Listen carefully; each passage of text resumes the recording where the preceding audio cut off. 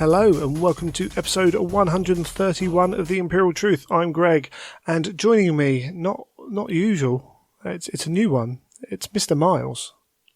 Hello. Hello. Yeah, I have been on before. Yeah, but you're new to this kind of... I'm new to the format. I'm new to this intro, format. indeed. And it was such a long time ago as well that I may as well be a new guest. It was a long time ago. So that's Myles of Little Legend fame, of Age of Darkness fame as well. For those who may not listen across those us two podcasts. How you doing, Myles?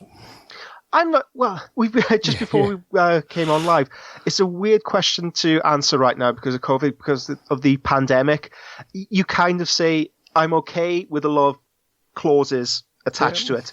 I'm okay given the situation. I'm very, very thankful and very fortunate situation. I haven't lost my job. Everything's, at worst, I can say I'm bored. And that's not necessarily a bad thing. You're right. So I've said this many times. I've kind of my mental attitude towards life has changed, and it took a long time. I'm coming up to 40.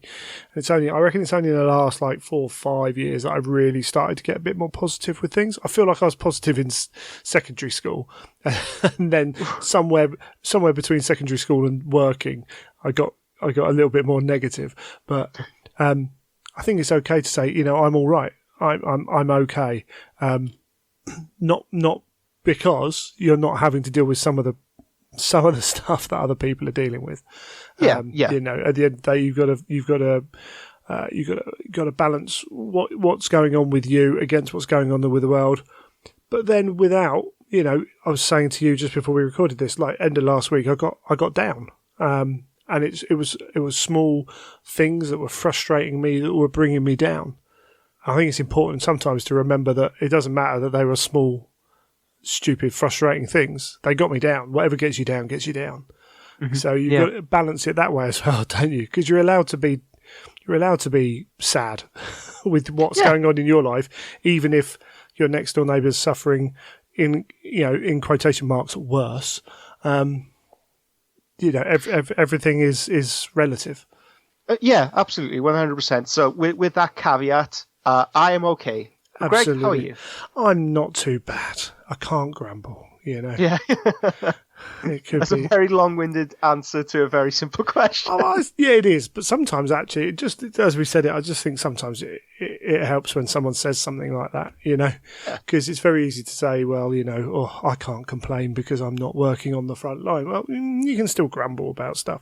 Yeah. I mean, whether people listen or not, that's always a different thing entirely. Yeah. But it's all good. Before we go anywhere, I do want to mention Element Games. Wonderful stockists of all your plastic crack and lots of other things, and soon paint, because they did run out. I had to go somewhere else to find some contrast paint, but we have they'll be there firing up as soon as GW get their stuff back in. But I've seen a few other people getting in other kind of games and busts and things like that, and they stock a load of that. Do you do any bust painting or anything like that? I do indeed. Weirdly enough, I've just launched a new series on the Patreon. That was a really good set. Did you mean to do that? Well, no, because we're going to talk about that later. But, okay. So, yes. Okay, let's shorten the answer. Yes, I do. Yeah, that could have been very good podcasting, but it wasn't. But I've seen a few more people in my circles kind of... maybe it's just that they've been in the hobby a certain amount of time, painting a certain amount of time, and have decided then to push themselves into painting busts and different things like that. But a bit of Star Wars and things like that. There's so many cool games out there now. Particular bust manufacturers as well. There's so many, and with 3D printers now, you're able to buy STL files and just print them off straight away. You don't have to wait for distribution, and it's a different challenge, I guess, for painters. I mean, in this time when a lot of people are off work and have extra time. To try a new discipline, because how many times have you bought that new kit or just there's this thing that people want to get into bust painting to try and exercise their skills, to try and stretch their skills. Well, this is a great opportunity to do it, and it's almost like we're giving ourselves the opportunity to do so. So but bust painting is it's nice to break up all those Space Marines with a character piece that you don't need to necessarily remember the recipe for. Yeah, there's a certain charm to that. But you can find all those kind of things at Element Games, doing some wonderful stuff. And then also, we have wonderful Pete at Geek Shield. So he basically, if you've got, or if you have a need for insurance, if you've already got some life insurance, you might not be getting exactly what you think you're supposed to be getting from it. Insurance companies can be a lot like that. Go and head over to Geek Shield on Facebook and they can review for you. Pete's very keen on making sure that people are getting what they pay for. There's a great way of going about things. So you can go and check that out. But that's that done. Myles, as you say, we're in interesting times. Have you been managing to get much of your own hobby done, or have you been working away furiously? Bits and pieces. Yeah, it's in a weird position right now. Whether so I need certain bits for commission work. So I'm normally booked up like 6 months ahead of time. But there's certain things I've been running out of. So for example, I'm working on a Warhound Titan at the moment, like a full size one from Forge World. But I need the base.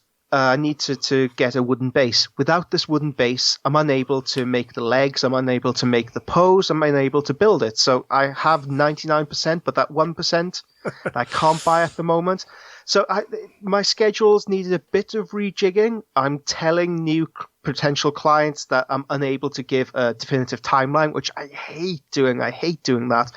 I don't like having commissions run on too long, sure. Like over a couple of years.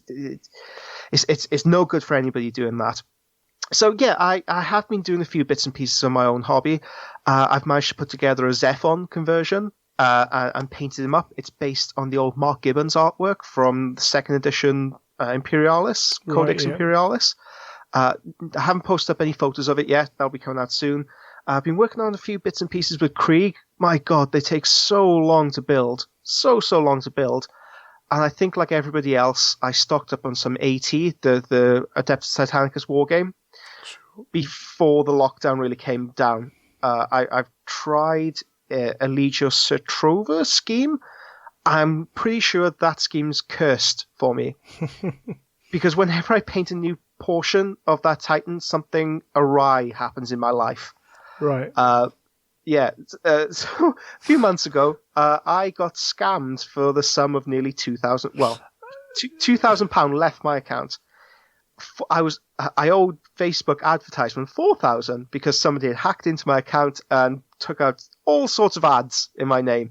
Very, very stressful situation. So, painting that Titan Legio kind of triggers that stress response in me right now. So I'm thinking of giving that was going to be my Legio. I had all this freehand planned for it. I wanted to do like scenes of the underworld, scenes of hell, painted on the carapaces. I don't think I could quite bring myself to do that now. So I have some very nicely constructed and black primed miniatures ready to roll when I decide on a Legio. Yeah. Well, I don't know what to say, to be honest. Yeah. Hopefully, so that's been me. How about you? Have you managed to do anything for yourself over the past? Since you've been on sort of lockdown? Well, first off, hopefully you get all that money back nice and smoothly as possible. Yeah, that's all been resolved. Oh, that's good. That's why I'm so chipper about the entire experience. So I talked about this last time. So I was off work for a couple of weeks before lockdown hit. And then went back to work. And those couple of weeks, I had just had no desire to paint anything.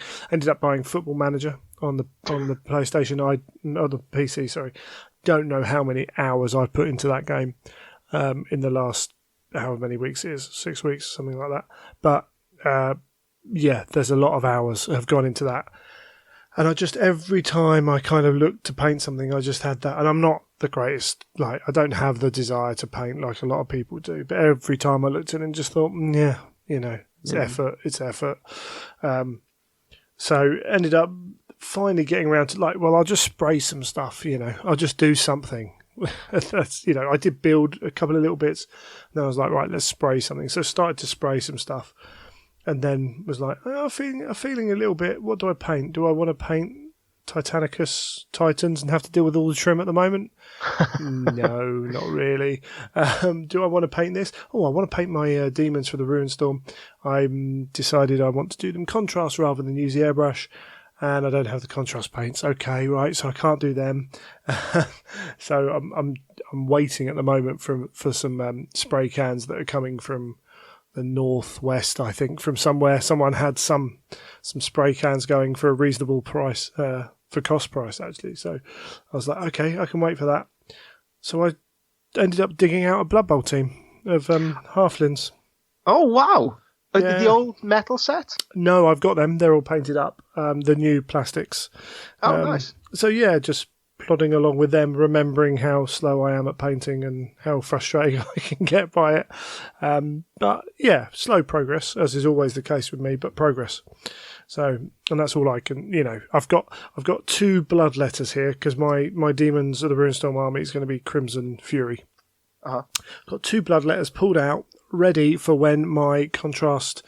I need to do a test between the Wraithbone and the Grey Seer as to which I'm going to prefer with the red over the top.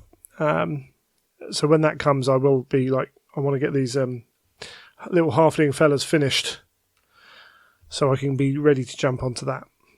That kind of ties in with your football management right there, I feel. This could massively derail the episode, but who do you decide to go on Football Manager? I'm an Arsenal fan, so it's Arsenal. Tottenham, then. So, no, it's all the Arsenal. I'd be really tempted to do Newcastle at the moment. Yeah, with a potential takeover, like by somebody like Mbappe, somebody crazy. Wait till they wait till they update it all. But yeah, Football Manager already takes up enough of my time, and that's me kind of thinking I'm not going to buy any Total War Warhammer stuff until they release Total War Warhammer 3, and then I'll pick up the DLC on cheap. Although I missed the sale that happened a week ago because I was busy doing other stuff, so I'm trying not to play that, and then trying not to look at the new Assassin's Creed, the Viking one. Oh, the Viking one, yeah. Yeah, computer games stop you hobbying, people. I mean, we knew it, but they stop you hobbying. So, it's all fun, but it's not hobby fun. I need to get back on I keep looking around in my room at loads and loads of stuff, and the other problem is I've got a load of stuff to sell, which I keep thinking it's not really the right time to start worrying about trying to sell stuff with everything that's going on either. But hey, what can you do? Hey, what can you do?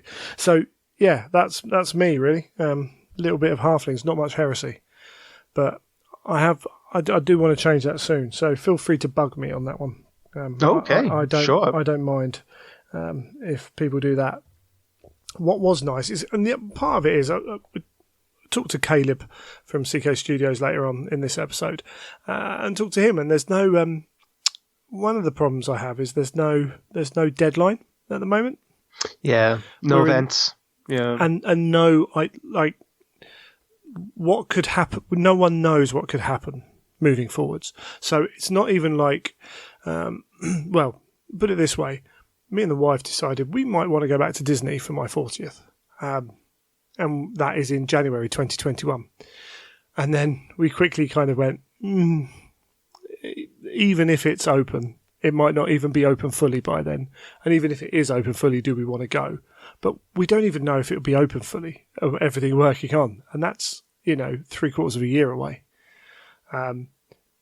France are talking about having no live sport, no stadiums open and things like that before 2021. So how are we going to have Blood and Glory in October and 600 people in a hall? Like, if it goes that way, then that probably can't happen. So, are we looking all the way through to Adepticon next year being affected by this? Like, we don't know. No one knows. So we're talking about a no deadline for up to a year because we don't know. But it would be nice if they said, yeah, okay, December. At least you go, that's a long time away. But I know December is the date. Cool. But we're in this limbo, aren't we? Yeah, potentially. So this sounds like a horrific cross promotional here, but on the Age of Darkness podcast Facebook page, we do run a 2-week hobby challenge. We would love to have you there. Jump on, pledge something. If you manage to achieve it, great. If you don't, well, we'll shame you on the show. Alternatively, sign up for Patreon. A lot of creators out there, they're running challenges at the moment. They're doing things to help motivate the community, to try something new, to get the enthusiasm back for the hobby, to give you a deadline of some variety. But I know exactly what I mean. My wife, one of her first jobs, was as a door-to-door salesman, right. And she told me about these kind of like brainwashing ceremonies they used to do with new staff members. They used to cart you off to London, go to a big fancy dinner. They'd have members stand up and they'd ask you a very simple question: are you a shark or are you a jellyfish?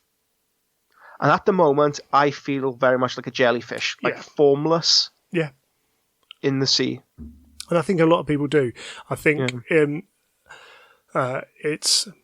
it's a natural reaction. It's a stress reaction as well. Mm-hmm. You know, I think I've been kind of looking about and seeing people talk about this and understanding it now.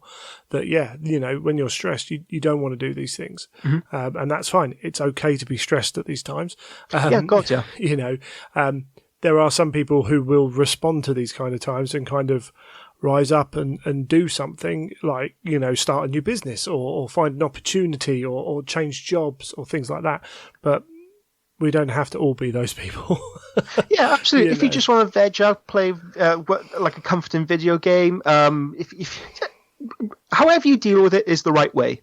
Yeah, but as you say, there are patrons, there are parts of the Twitter community, Instagram community, wherever you go. In fact, the weekend of which would have been the Warhammer Fest weekend, there was an Instagram. Well, no, it was a kind of. I can't remember what they called it, but like an independent Warhammer weekend kind of thing, where the person I know is Nerd Princess on Instagram and I think it's _nerd_princess on Twitter now. She does cosplay. She was at Warhammer Fest last year, and she was one of a number of people who organised this, but it was people on Twitch, people on Instagram, people on other platforms, all just doing like painting tutorials or talking about cosplay or hanging out and playing games or whatever. And they did basically a whole weekend of content over what would have been Warhammer Fest. And I think they're talking about doing another weekend soon, organising one. So there, you know, full credit to all those people who are doing stuff like that, who are being that positive driving force in the hobby, because I think it does really help some people. Unfortunately, I always come back to my real driving force is an event, wanting to use something at an event. So I'm always like, oh yeah, you know, oh cool, painting challenge, brilliant, and I'm like, but it's still not for an event. So it's a tough one. With purpose, yeah, and it's different. You know, if I enjoyed painting more, it would be easier to jump onto it. But you know, for me, it's that kind of borderline chore. You need the drive. You need the definitive date to head towards. What is it? A lot of people say about parenting. I don't like parenting. I like having parented. And I'm the same with painting. I don't like painting, but I like having painted. It's a nice feeling once you've finished. So yes, but that's all fun. So yeah, go and find absolutely go and jump on your on the Age of Darkness. The 2-week hobby challenge. Find a Patreon that you're interested in. Find somebody you like the style of their painting. Engage in the conversation, and try and set your own goals, no matter how artificial they may seem. Get involved in the community, like with the Nerd Princess, what she was trying to do there. And if you want to participate, if you want to really throw yourself into it, that's great. If you don't, well, that's okay as well. Be a passive observer. We're all going through like this massive traumatic experience right now. However you deal with it is the right way to do it. Yeah, it's GW are even doing it as well. I haven't been able to watch much of what they're doing but they've stepped up providing content. And even if that is just, a couple of their guys, in front of a camera chatting, but they've been I think the hobby hangouts during the afternoon, I'm still working, but they show off. Willow has decided to remove one of my paints from its slot and knock it around the room. She's blooming animals. But they're showing off people's images that they take off the. Oh, hold on, Willow. That they take off the Instagram or wherever that people submit, which is good. So people are getting being able to see their stuff on Twitch as well on GW's feed, which is really cool. Yeah, so I'm not sure whether you want to segue into this right now, but today, as time of recording, we should have had the latest Road to Thramas. Oh yes, first Monday. Oh yeah, and there's no Road to Thramas. Interesting. Now, what this could mean. Right. So someone did ask them if there were going to be any more Road to Thramases. And they said, I think the reply was, well, we're not there yet. So we're still on the road, which implied there would be. They did talk about changing the day. So a while ago, they were on Twitch. It was Seb was on Twitch, and he said that I think it was in the summer that the date would probably line it up because all the other preview articles are on a Tuesday. It's for the Adeptus Titanicus and Necromunda and all that Aeronautica. They're all on Tuesdays, so they were going to tie it up with that. So maybe they made that decision early, but we know that people have seen that the Black Book is now in place in America, ready to be shipped out. So maybe we had reached the point when they were ready to release the book. That's my preferred theory. Yeah. Conspiracy hat on. I think there would have been limited numbers available at Adepticon. I think we would have been able to buy a Warhammer Fest. That and the Lion. I don't think there would have been limited numbers at Adepticon. I think. Let me dream. Okay. It definitely would have been there. 100%. It would have been there. And it's speculation, but I wouldn't have been surprised if this was supposed to be the article that said it's coming next week or whenever. Yeah, same here. Yeah, I think because the pandemic. Sorry, am I allowed to swear on this show? No, but I've bleeped it out. Don't worry about it. Bloody pandemic. Because it's just pushing everything back so much. And yeah, I have a funny feeling that we would have had our greasy paws, or at least been able to buy the book by now.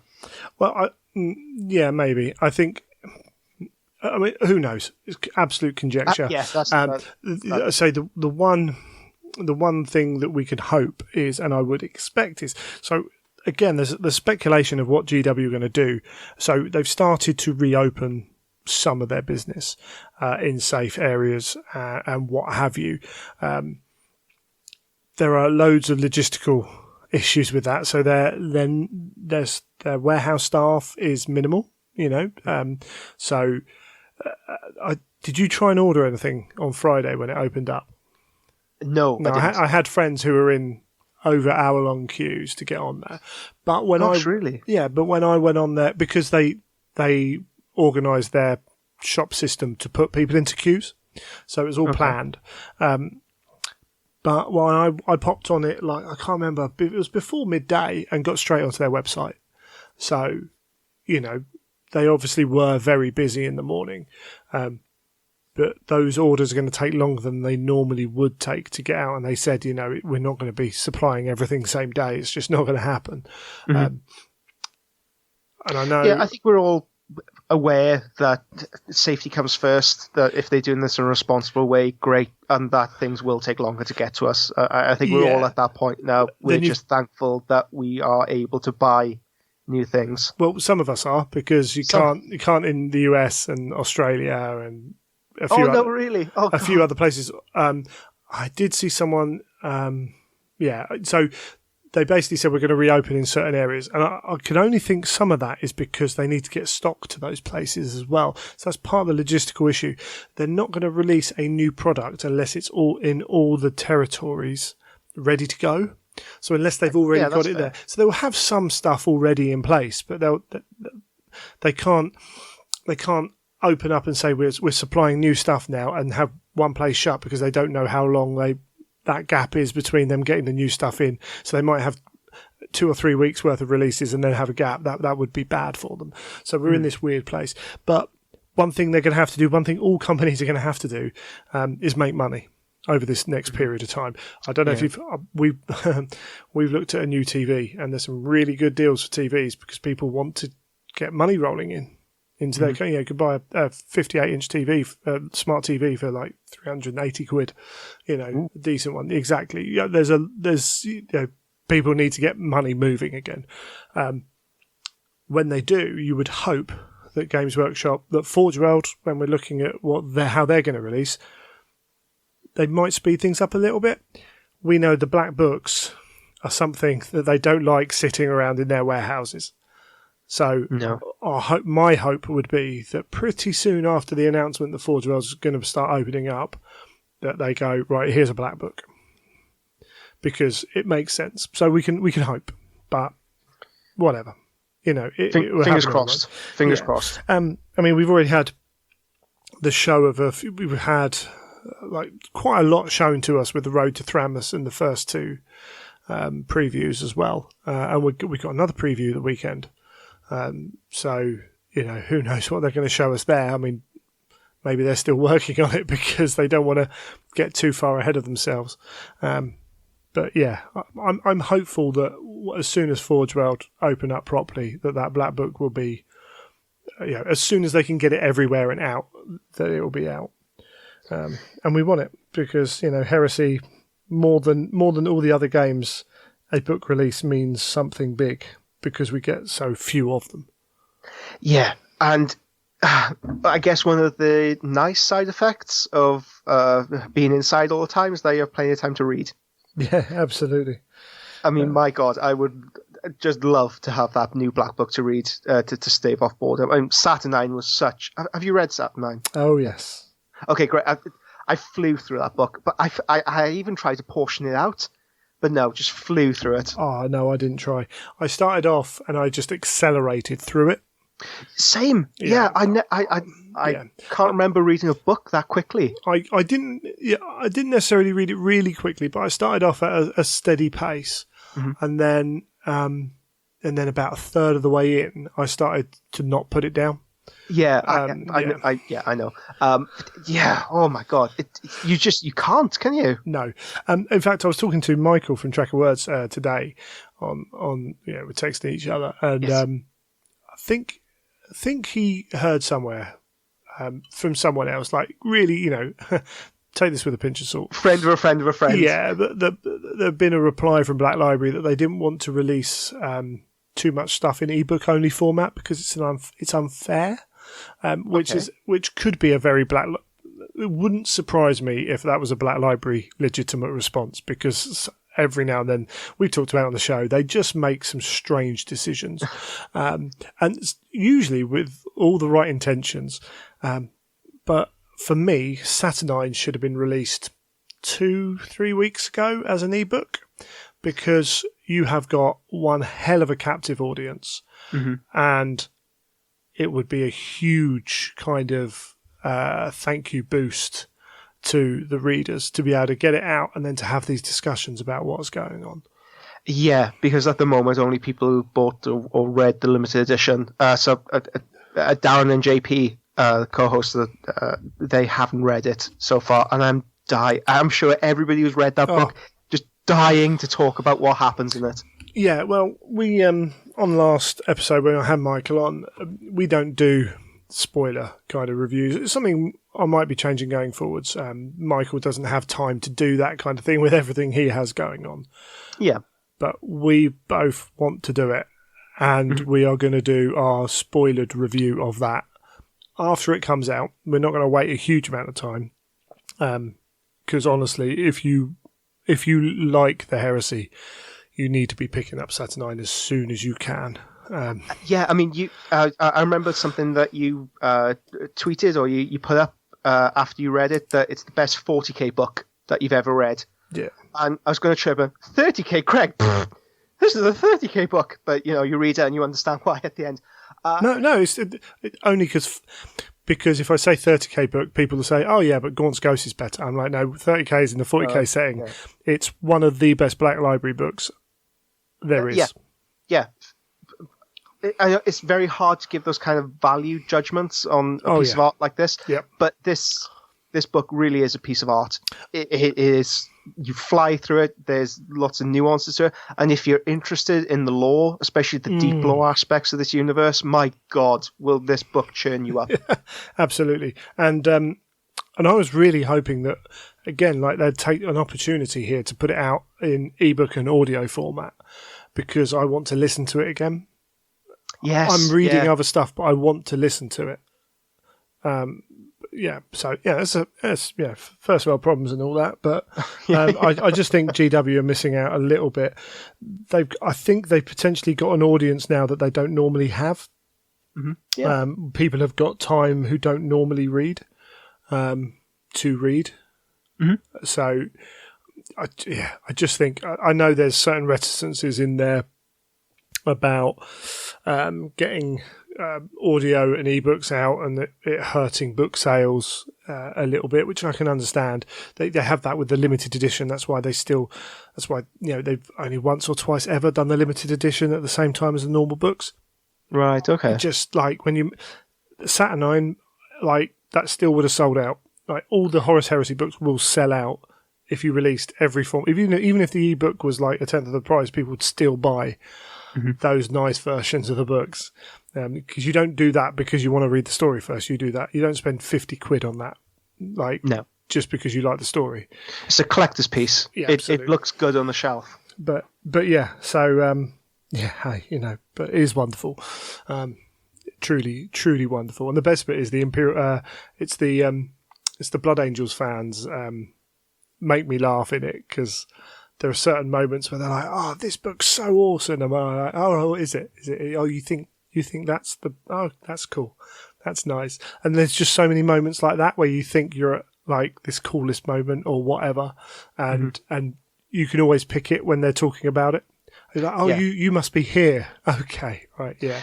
Yes, yeah. I don't want to discuss this anymore because I feel like that's it. It's on spoiler territory. It's getting too close, but yeah, it is really good. It is really, really good. Right, cool. So another thing GW have been doing, heresy articles on Warhammer Community have been interesting over time. We're finally getting a lot more regular stuff than we used to, which is an absolutely fantastic thing. We've had Road to Thramus.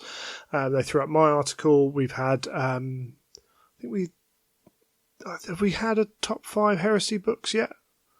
No, I don't think so. Off the top of my head, if we have, we've certainly had kind of like readers' armies submitted. Yep. So Pete Reese's White Scars army has absolutely featured. And then the odd other article as well. And then recently we've had the Primarch, I can't remember what they call them, Primarch fights. Primarch Deathmatch? Deathmatch, it's the pub conversation. Yeah, and they're kind of like, particularly the loyalist one was, like, they left the Khan out because he hasn't got a model and they can't show a model, right? So everyone wondering where the Khan was, I'm 99% sure that's the only reason he wasn't in it, although it does fit his character as well.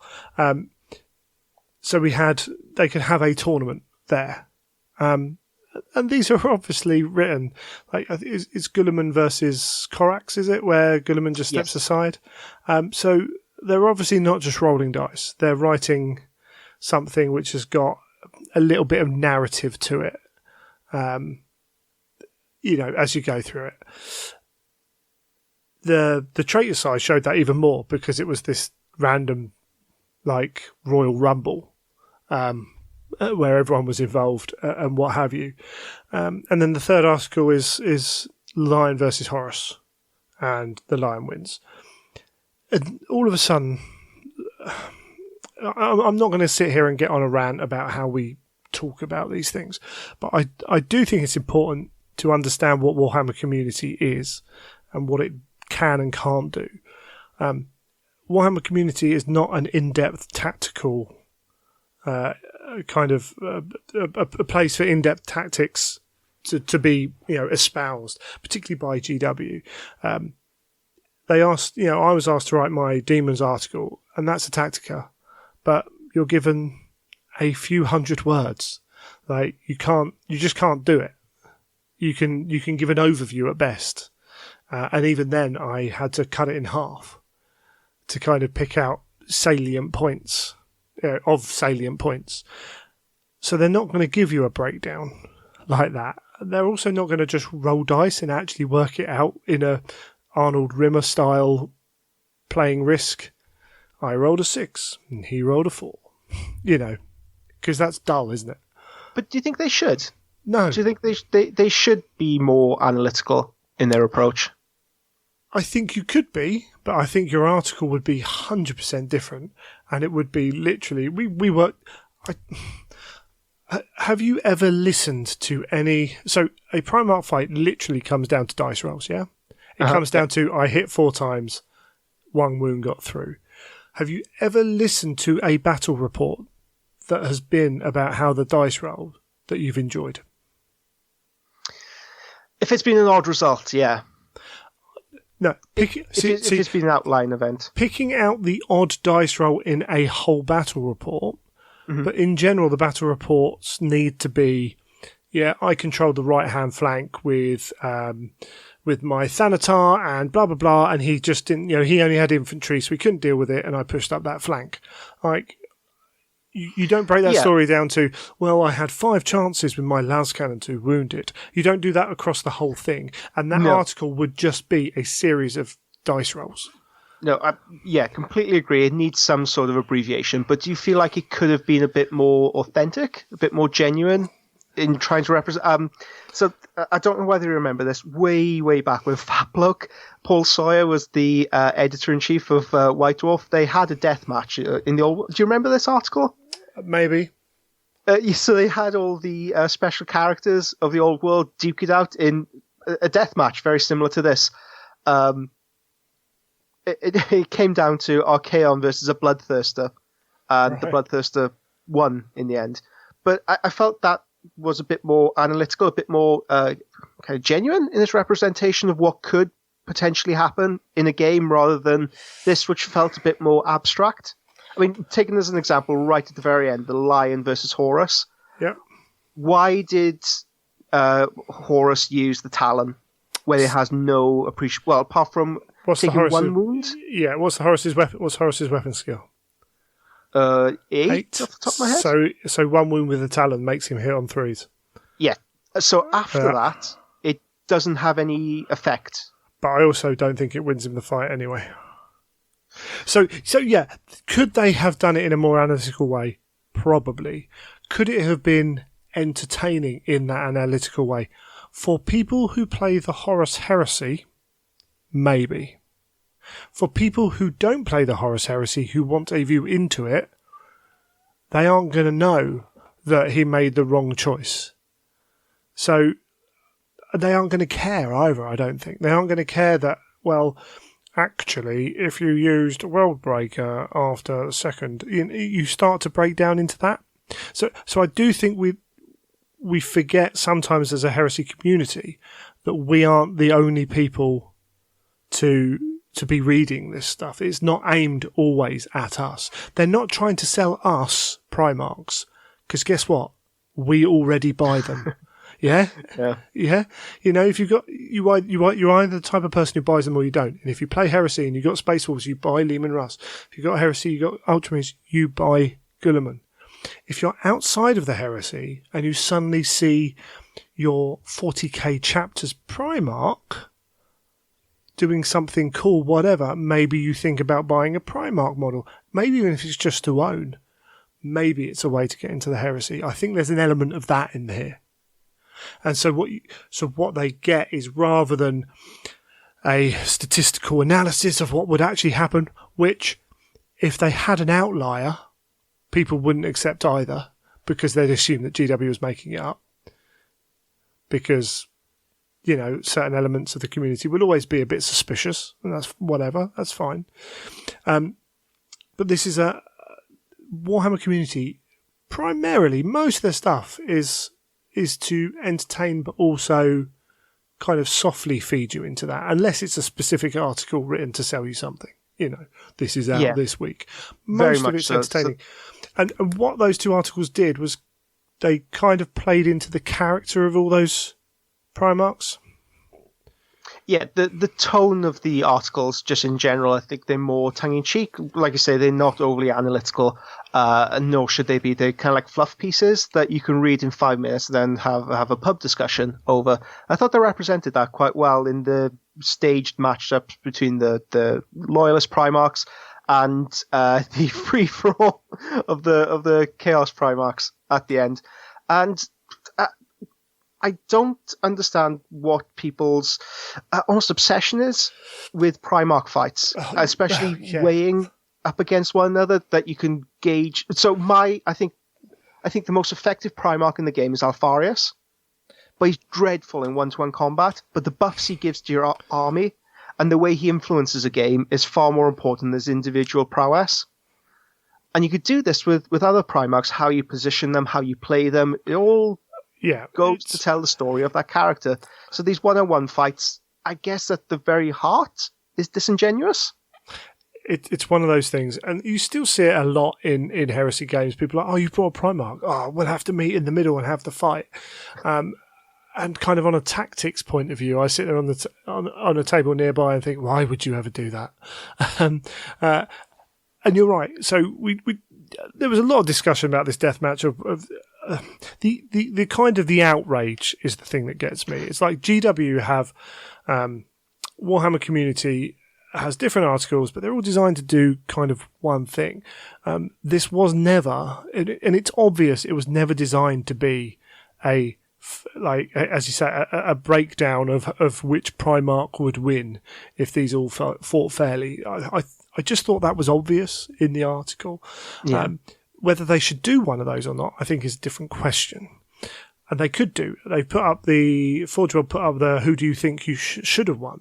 They could easily follow this up in a week or two's time with we went back and we randomly drew Primarch versus Primarch and we ran them through and pick out things. I don't think it would be as fun. I think it could be interesting to a point, but I don't think it would be fun. But people responding on the comment section on Crusade and Heresy to that, and it's like, well, we know who wins the Primarch fight. The Primarch with the unit that's survived better and hits better. Yeah, whoever has the most power fists left at the end. Yeah, Horus with his Just Aaron are usually going to be if they're fighting one Primarch and no bodyguard, they'll beat him. It's as simple as that because they'll put enough punches on him. You very rarely get Primarch versus Primarch independent of each other. And then you get into the whole aspect of if you put Sanguinius down as a Blood Angels player and I've got Corax, why the hell am I going near you anyway? Because as soon as I get into combat with you, I've lost because I shouldn't be in contact with you. It's not what I do. So, yeah, and you're right. Alpharis is incredibly strong. Alpharis doesn't have to hurt a single person on the table to influence the battlefield. Leman Russ, frankly, if he's not killing stuff, there's a lot of points that haven't done a lot for you. Within reason. Yep. There are little bits, but those are the extremes. People complain about Russ all the time, and it's sort of a similar thing with Sanguinius actually. And I'm like, well, don't be in combat. It's not always easy, but avoid it. It's a fair way to combat these things. But yeah, so it just made me think. I think we see it more in the Heresy community than any other community, where there's this sense of being wronged all the time, or right. or that GW don't understand, or almost that Heresy's special compared to any other game system, and your Blood Bowl players are going to think that about Blood Bowl if that's all they play. Games Workshop make a lot of games and they try and keep everyone happy in that, but they also want a lot more people to play those games. They want to sell toys for those games, and this is the kind of article that I just think people thought was for Heresy players, and actually, really, was it? Well, either way, certainly generated some controversy and some discussion. I mean, if it generates that kind of interaction, yeah, I can see them expanding this. Maybe do the special characters from the Legion fight up against one another, and something like that. Have Sigismund win at the end. Yeah, absolutely. And it's fine, and it's great, and you're right. People are talking about it and whatever, and people on Forge World's thing are talking about, this. The problem is when it spills over from why didn't you just do it properly? Like, then you get the people who are like, well, why would I play Heresy? I see what they write every time that Forge World release something or Forge World do something. So we, as a community, we do have to be a little bit more careful about that. And again, I'm probably preaching to the choir because at the end of the day, people who listen to this podcast will be more inclined to, think that way, because that's the way the show comes across. But certainly it was always a case with when they released a Lord of the Rings model and everyone was like, oh, why is this not Soltarvitz or whatever? Right, yeah. That view is not just seen by Lord of the Rings people, it's seen by other people, and it gets, you don't tend to see that from, pick Lord of the Rings for starters. Their community doesn't act like that towards other game systems. You sometimes get I'm disappointed we haven't had a Lord of the Rings release in a while, but that will be it, and that's fine. You're allowed to be disappointed, you're allowed to be frustrated, but the way we go about it. So I think sometimes we can do well to, I mean, I've had a couple of people message me at times who I talk to, and I'm like, just relax, all right? Maybe they're trying to, oh yeah, I suppose so. Sometimes it's passion, and passion that's misfunneled, maybe. Yeah, and it's a very unusual situation. People have been penned in for a long time, nerves afraid, people are tetchy. I would love to put more of it down to that than I believe we can, but there is an element of that. But but I do think some of it was there before. But I just think sometimes Games Workshop are out to do what Games Workshop are out to do, and that's make their game look cool and sell models. And we all know Russ would win anyway, so it's fine. Sorted. I'm going to write a very, very angry message. Oh, yeah, good. To your Facebook page, yeah. Awesome. That's fine. That's not a problem, because, Can I speak to the moderator, please? Yeah, that's right. Whiny little blood angels. It's all good. I'm going to report this post. We'll see how this Primarch fight goes in the scouring, shall we? There's a low blow there. But yeah, if people really want to get upset, Ferris wouldn't have been able to fight, so it's all good. But we did get moving on from that. But it's good to see 3 articles come out in the space of a week. You know what? Generally, overall, there's a good buzz in the Heresy community, I found, especially since January.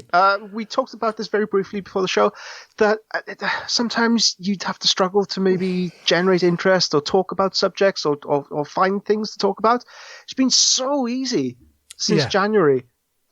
The regular content, the regular releases that we're getting, there just feels like, it doesn't feel like the phrase heresy is dead is being uttered so much anymore, thankfully. Yeah. Also, so when my Demon article came out, I had at least a couple of people message me and say, so Demons in 30k, how do they work? And they're people who, primarily they're people who play Age of Sigmar who have 40k armies, who are also like, so can I use this army of 30k?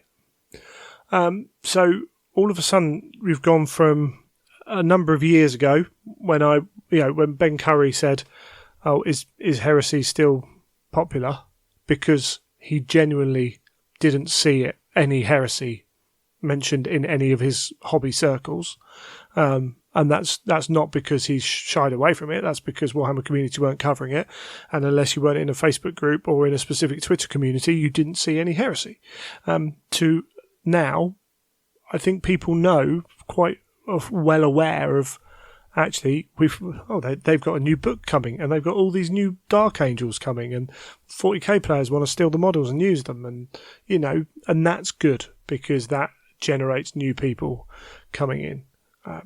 Which every game needs. We can't turn them away. So yeah, I think there's a sense of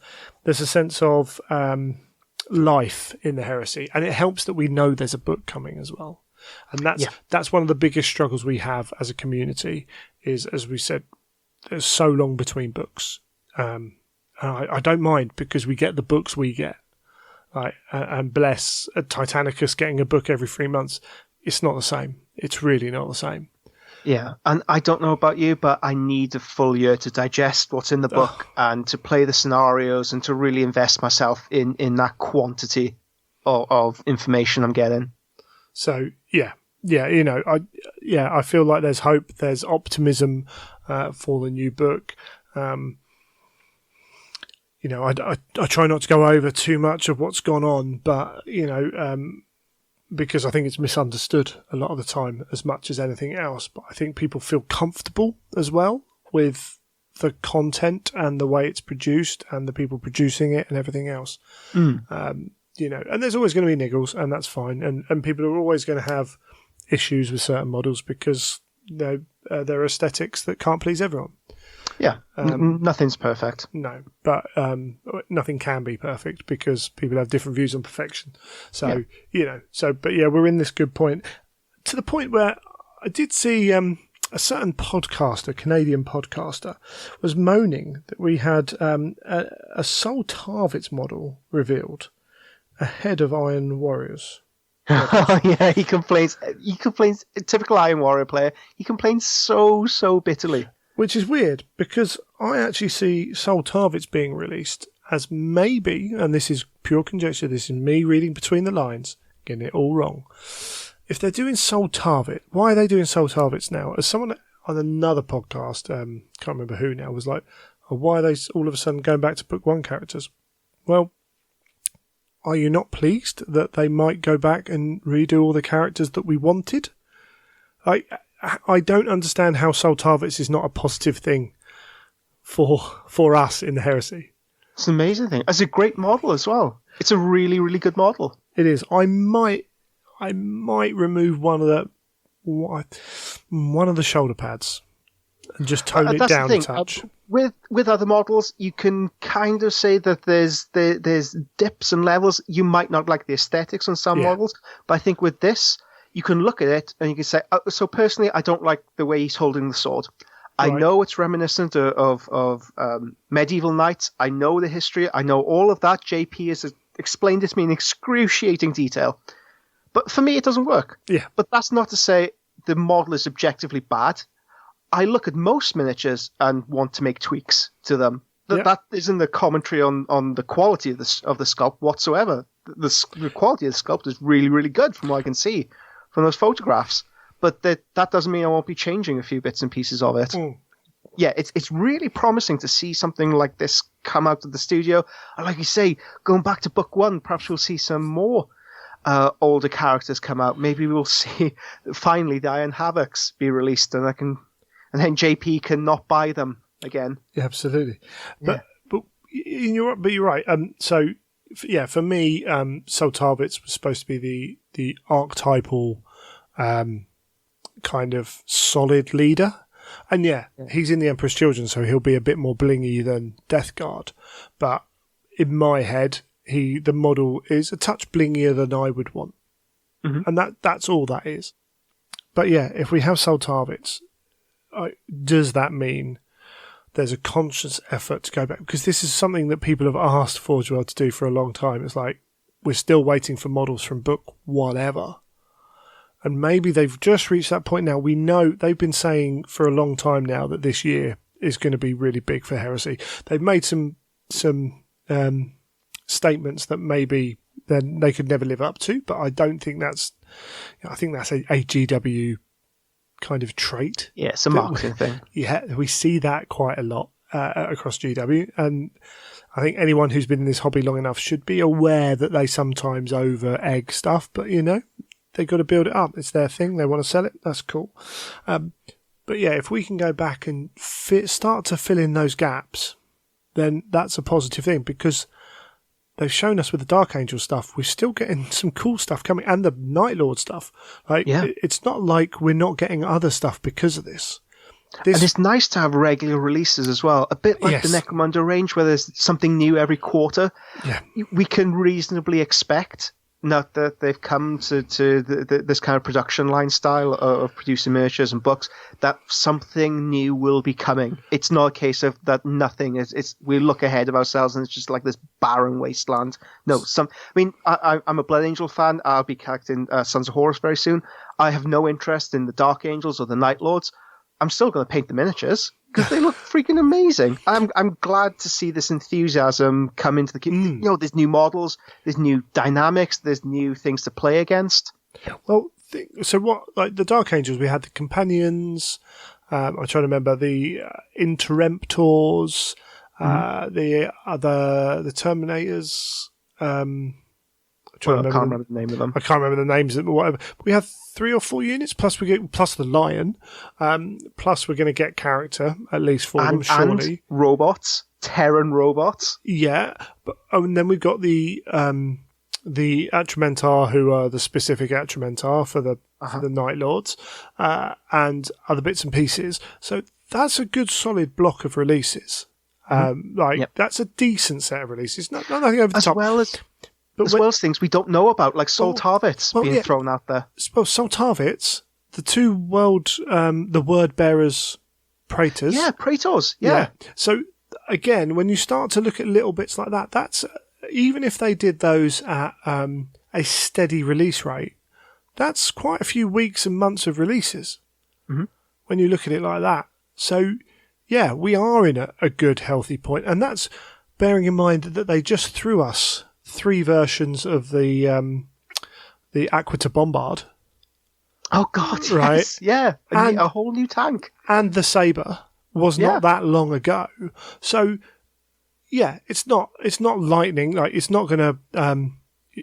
You're not going to be throwing your money down every single week over stuff like this. But if you want to collect everything, you're going to spend a lot of money to keep up. Yeah. So I think they kind of just seem to have settled into a balanced place. Mm-hmm. And that gives me a lot more kind of reassurance as well. As you say, it seems like we're on that specialist games kind of method of release, of steady releases, because they know that there are people out there who only play one game. They only play Titanicus or Heresy or Blood Bowl or Age of Sigmar or 40k. So they know that they have to provide enough releases to keep those people buying, because otherwise they'll go off somewhere else. Yeah. So yeah, we seem to, and Forge World now, it's weird and it's awkward because you've got the Forge World website and resin is called Forge World half the time by Specialist Games fans, but essentially the departments become Specialist Games, so everything's now Specialist Games, but it feels like it's settling in. Mm-hmm. And they're expanding as well, aren't they? They're hiring new staff. They've bought a new warehouse. Yeah, but that's not fully up and running yet. Obviously, everything that's gone on now puts a few little back. How they deal with this going forwards. People are going to be working very hard, I'm sure, and it's that hard balance of knowing how much they push releases again to make that money back, but not to get too far ahead of themselves. I think we might see a little bit of a speed up across all lines, just for a little bit. And we might not. They might just say stuff it will start, and we'll just churn the stuff out because people are sitting there with money ready to burn. I got my vouchers in for Forge World before, while I still got that 10%. Although I haven't had the second email yet to confirm that I got the extra 10%. But as soon as that book's drop, I'm spending that £110 of Forge World. It's ready to go, and I can't wait. And I'm going to get loads of little bits that I won't pay out for ages. I'll never ever paint. Yeah. But no, overall, really, really good place. Really, really happy where we are generally as a community and where we are headed. Yeah, absolutely. And as we said right at the start, we've got a period of uncertainty now, but let's focus on that day when we all do meet up at that event. Like, how awesome is it? How quickly are events going to sell out when those first handful go on sale? Yeah. And, generally Horus Heresy events. There are some big ones, but a lot of them are at that 30, 25, 30, 40 player size. There's going to be a good demand for those. We could see a lot of events going on a lot of the time. It will be fun. It will be fun. And it will be great to go and see people in the flesh. Mm-hmm. Yeah. Rather than Zoom. Yeah, absolutely. We talk about that with Caleb in a minute as well, because obviously them doing all their things. But all that, you're doing some extra bits in this time, aren't you, with Lil Legend? Yes. Should we segue into that? Yeah, that's what I did. Oh, nice. Sorry. So I've opened up a new tier on the Patreon for $1, and you get the full Delvarus treatment, so the full video series from start to finish, how to paint a custom Delvarus miniature that was only previously available to patrons who subscribed over Christmas. And every single cent of that, because they work it out in dollars, goes to charity. Haven't discovered the right charity now. Right, sure. But yeah, the money's resting in my account. Father Ted reference there for you. Every single cent of that goes to charity. So far, I think we've raised like $90, and it will keep building up. Awesome. And we'll throw it over to you. I've also launched a new website where there are free tutorials on there. I've launched a new series called Painting the Legions. One of the new things I wanted to do with this website is to index the tutorials I've done so far. So package them together, bundle them together for easier access to people. And I've discovered there's quite a few holes in the tutorial lineup. So I've launched a brand new series, Painting the Legions, where you are able to produce battle-ready legions. 2 are up at the moment. We have Salamanders and Imperial Fists. The processes are a lot more simplified. There's much fewer steps in order to create a battle-ready Marine. It's the kind of recipe that you're able to churn out 90 of them in a weekend. If you're focused, if you have Saturnine as an audiobook, you could easily churn through a 90 Marine army, listen to that thing. And that goes alongside the video tutorials, the PDF guides, the seminars that are already on there. So far, there are at least 103 Horus Heresy posts covering all manner of legions. I think at the moment there's only Raven Guard we haven't done a Masters tutorial for, but there are plenty of Painting Black tutorials on there. I mean, lots and lots and lots of Painting Black on there, covering a diverse range of airbrush to brush technique, color theory.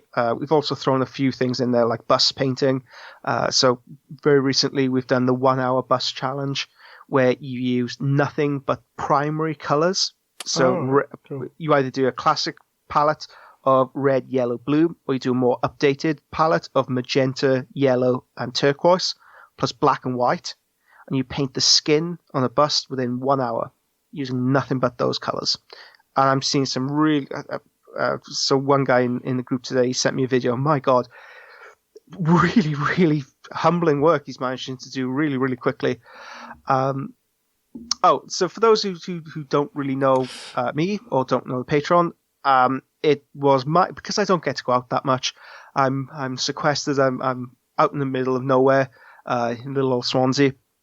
I wanted to put up kind of like my training courses and the courses that I deliver in person online. So no matter where you are in the world, no matter what country, what skill level you are, you're able to access this learning resource and develop yourself at your own pace.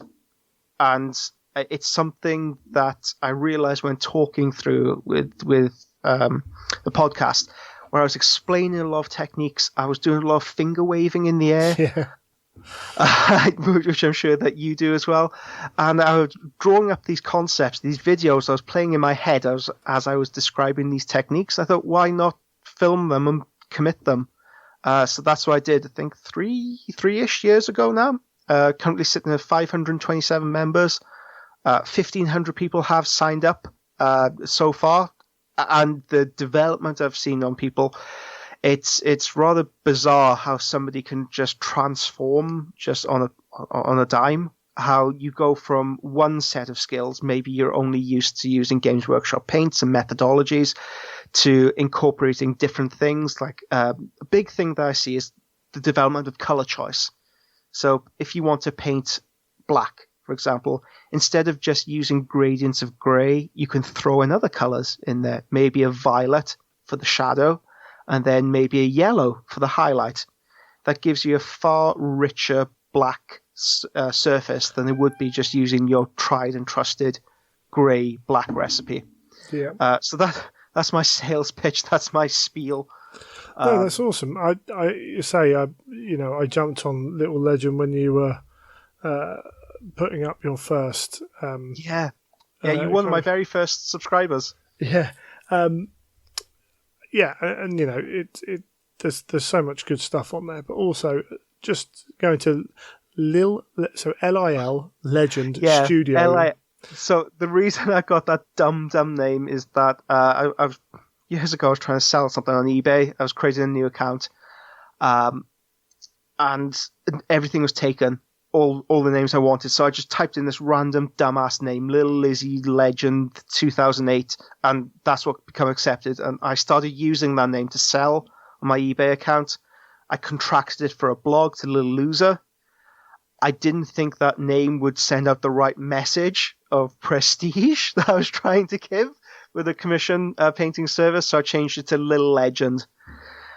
So that's where we are right now with that stupid name. Yeah, and on top of that, you've got these Principia. What are they called?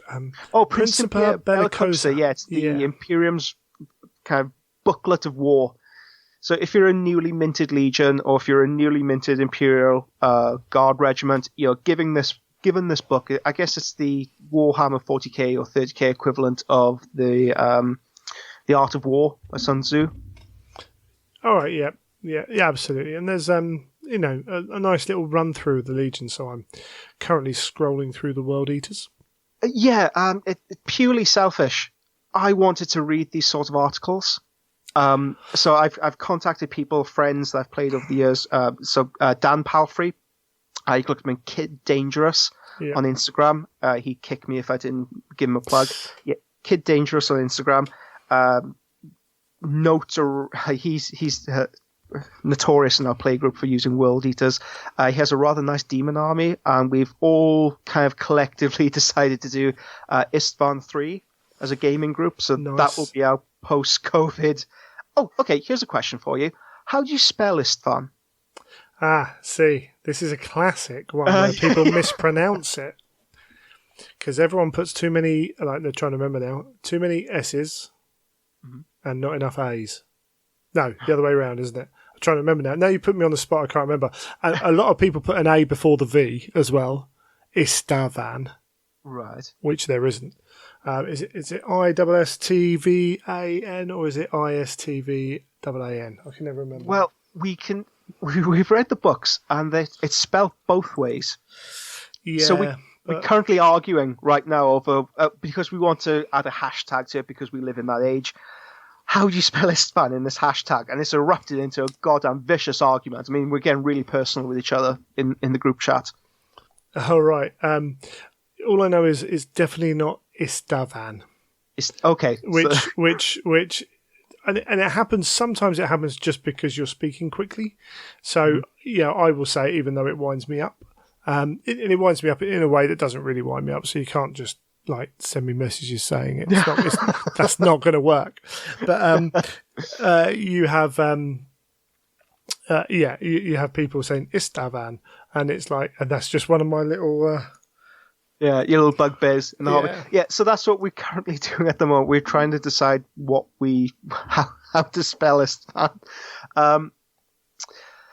So the Principia Bellicosa, that's a series that I'm running on the website, completely free, of course, to look through these Legion rundowns. It gives, especially because I'm seeing a lot of new blood coming into the hobby, into Heresy especially. So people who may not be dissatisfied with 8th edition. I don't mean that to be like a passive criticism of that game system, but people who want to try something new, maybe go back to 7th edition. and they want an entry into the Horus Heresy. I'm interested. I've read Betrayer. Oh my god, I love Khan.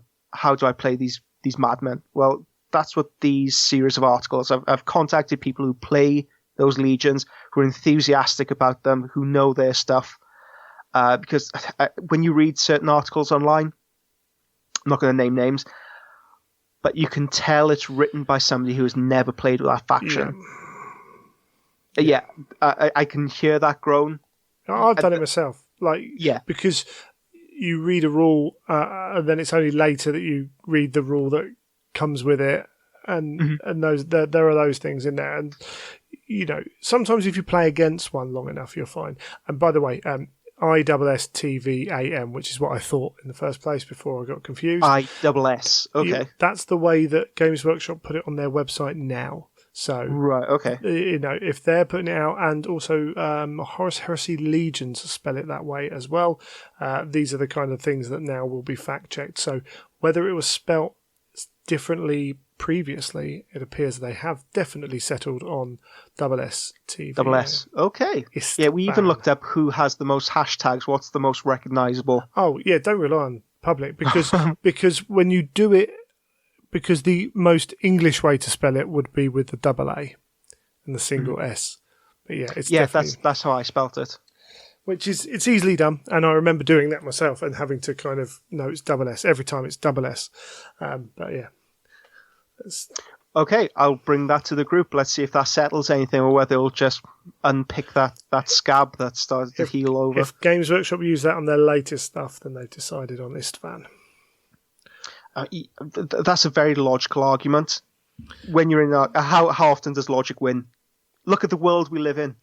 But depends. Like if it's on my show, if it's my show, it's spelled that way. My logic works that way.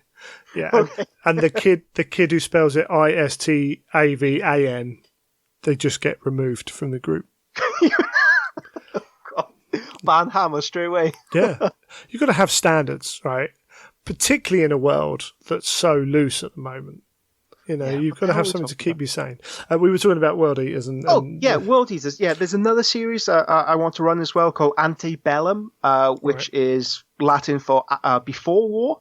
Sure. It's talking about army lists. So army list creation, talking about maybe like standard templates. So if you wanted to play Iron Warriors, what would be the most Iron Warriors, I put this in quotation marks, list that you could have as an entry point? The most Blood Angel, like very typical Legion army list, as well as throwing a few curveballs in there. So very recently I wrote an Eidolon's Court army, because I love Path of Heaven, not because of the Chigorians, but because of the depiction of Eidolon in that book. Yeah, I've had an affinity always for the non-stereotypical Legion bad guy. Just whatever it is, just not being stereotypical. Yep. Having Iron Warriors that like to go into assault, they did it. There you go. Yeah. So if you have any lists, I would goddamn love to host them on there. We give a description of who this list is designed for, whether they're beginners, intermediate, advanced. We also give a price. That's a Forge World price on there. So this is how much this army would cost you to buy new from Forge World. Sure. So it gives you some kind of barometer, some kind of entry point, because I love the old Tale of Four Wargamers. The bit I loved about that was the budgeting. They only had £20 per week, per month, whatever it was. I liked reading about the decisions they made over how to collect their army, and I wanted to introduce that into this series of articles. That's cool. That's really cool. Yeah. So there's lots going on. Yeah, so that's what I'm currently up to on lockdown, producing free PDFs for people to download. I've got a price list up there for commission work if you want to get a particular piece made. It feels a bit breathless. It's been pretty full on since January, trying to get this website up and running, and I'm going back over my previous work, previous collection, and re-editing them, making sure the pictures are up to snuff, and putting reflection pieces on there.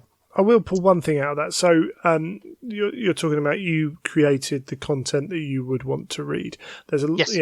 We are constantly seeing new people coming into the content creation arena for heresy, and that's great, and that's absolutely brilliant.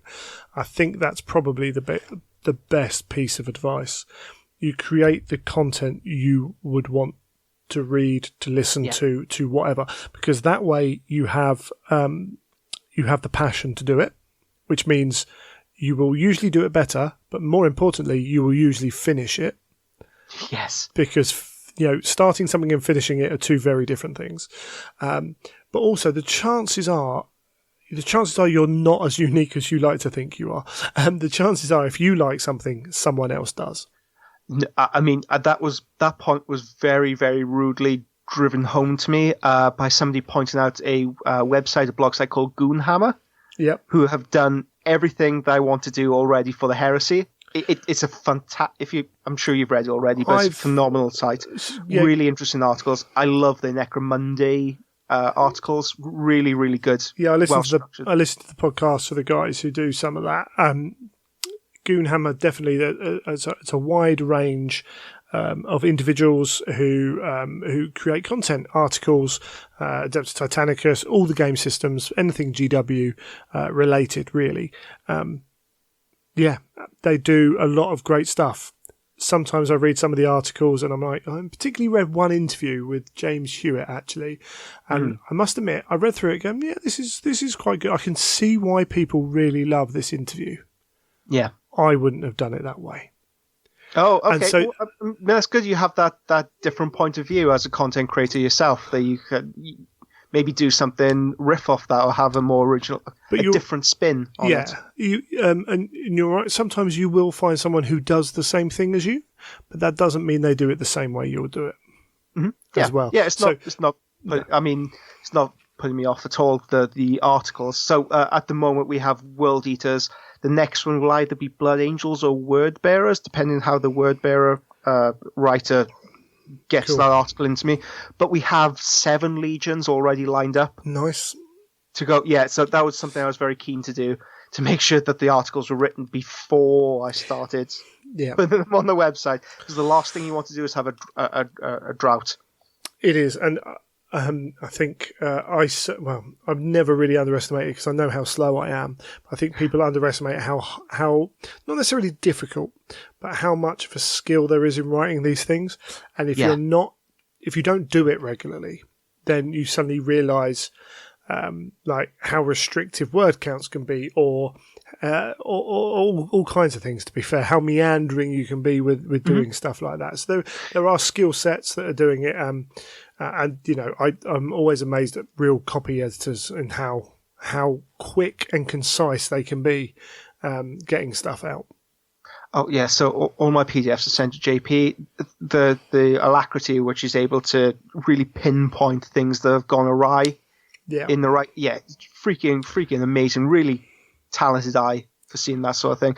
And I mean, like you say, none of the people writing these articles are professional writers. I'm not a professional editor or writer. We're doing our best. We're muddling along. Dan, really clear, concise choice of words and putting his point across.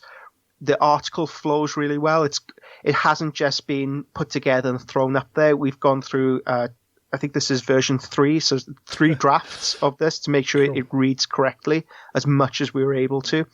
And some of the writers, some of them have dyslexia. Some of them aren't used to writing for such a protracted period of time.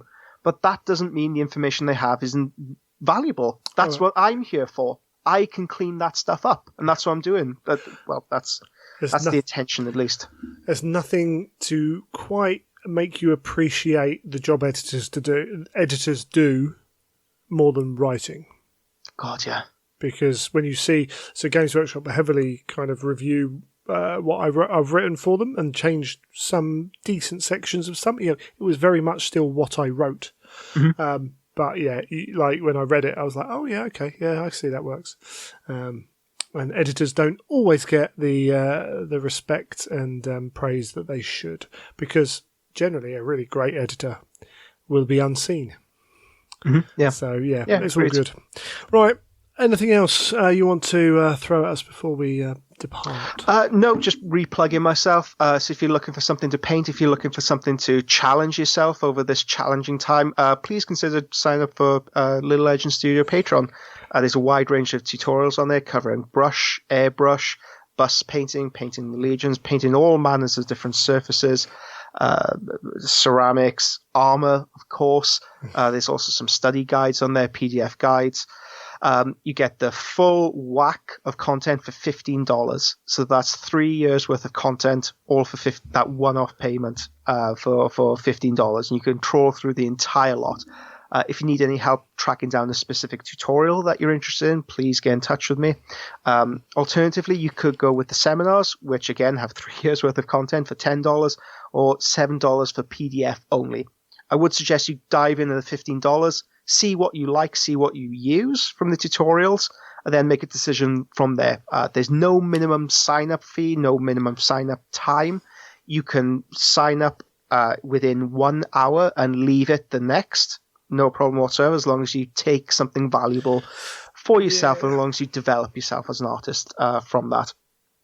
If you were looking to get anything custom made, custom painted, have a look at the new website, littlelegendstudio.com, which has the Antebellum and the Principia Bellicosa articles on there, as well as reflection pieces on past work that I'm currently uploading there at the moment. I'd love to hear from you. Just get in touch. Let's start a conversation over what could potentially be your new project. Awesome stuff. All right then, mate. Well, thank you for coming on. Oh, it's my pleasure. It's really nice. Trip down memory lane. Yeah, it's been a while. And, yeah. We'll have to do it again sometime. Yeah, I'll have to invite myself on again soon. Yeah, absolutely. Take it easy. Yeah.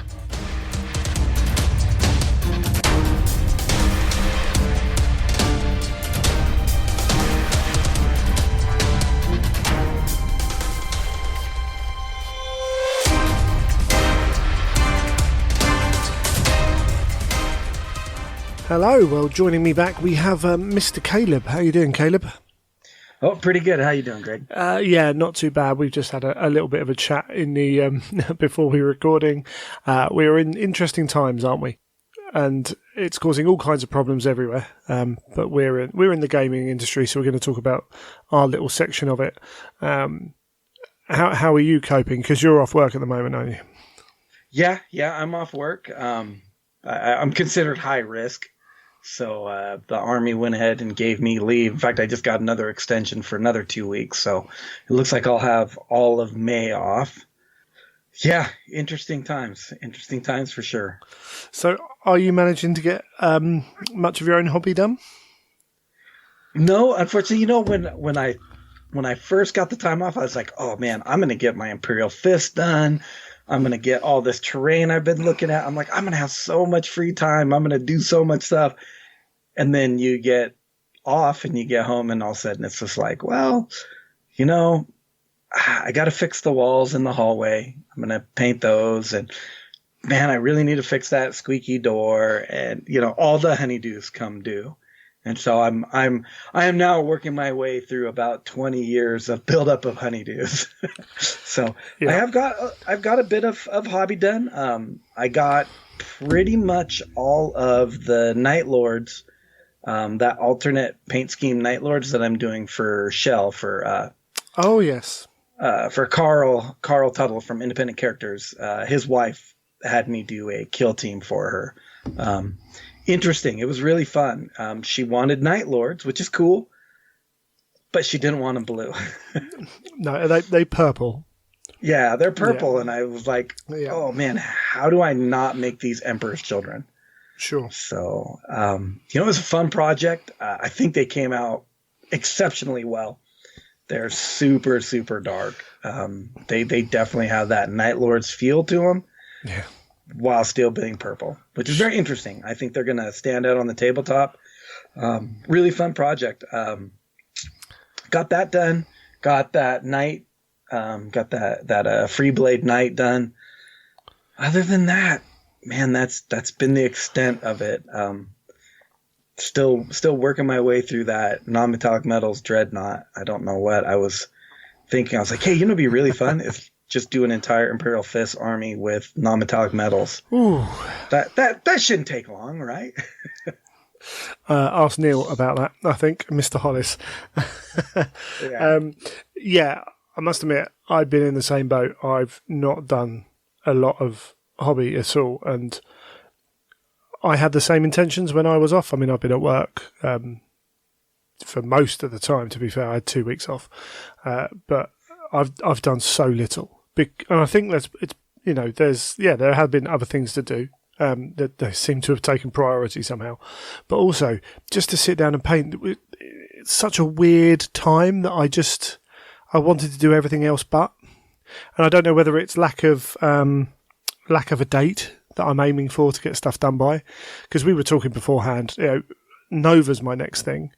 I've got an army I can take to Nova. I don't think Nova's going to happen. Even if Nova's happening, I don't think I'm going anymore.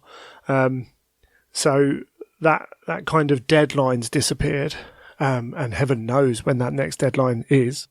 But also, just like, particularly this week, everything's just started to get to me a little bit. I don't know how you felt, but I've been like, all the little stuff this week has been really grinding my gears, and I'm like, need to just try and find some way to relax.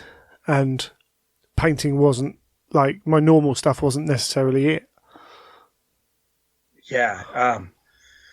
I'm going on week 3 now of my time off. And I think a lot of people are starting to get that closed in feeling, Kat took off, right in the middle of last week, and she just came up to visit because she just said, I can't stay at home anymore.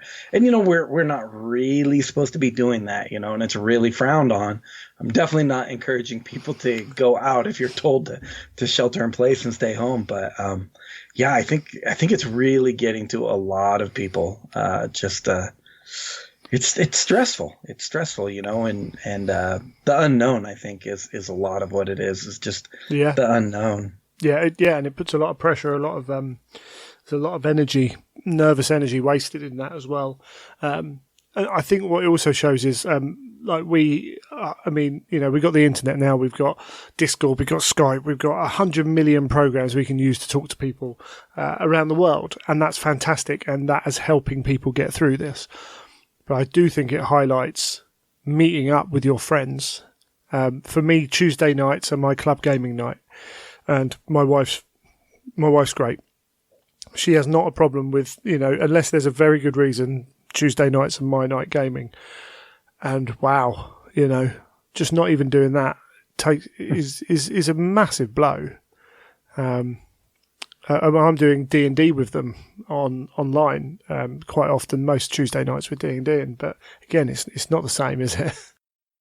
But yeah. So I in some ways, I just want to say to people, it's cool to feel that way. Like, we're all feeling that way. Even the people who are doing a lot of hobby, I think, aren't necessarily as into it all the time. But for you guys, CK, we were going to have you on ages ago to talk about all the amazing plans you had for this year. Oh man, and we had some amazing plans. I mean, this year was shaping up to be probably one of our most enjoyable. We've finally really dialed our classes in. I think that the experience of the classes is top notch now. The results coming out of the classes, the students, the interchange of excitement. The CK Studio alumni group, it was just, running at full blast. So many projects, paint contests, going into all the different conventions, going out and working with GW again. Just everything that was planned was going to be amazing. Gosh, just the things that were tuned up to happen this year, and then all said, man, it's just like, if you watch the old cartoons, the piano just landed, it boom, and everything has just come to a stop. So it's interesting, and man, we were just having a discussion about this, the other week, and we've got a couple of friends who rely on conventions and all of these events throughout the year as their income. They're leather workers. If you guys follow me on Facebook at all, you guys have seen me linking those dice bags from Armored Wolf.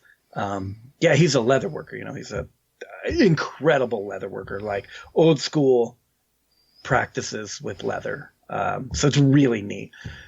But they just they can't do anything because everything's shut down. You're just like, man. And so we were a little thankful that CK Studios, it's not our day job. We don't put food on the table with it. So it was, I wouldn't say easy, but it was less painful to not get to do everything that we were doing, as opposed to some of the other people out there. So if you guys do know your local friends that are commission painters or that traveled for the hobby, or your local FLG or something like that, try to support them if you can.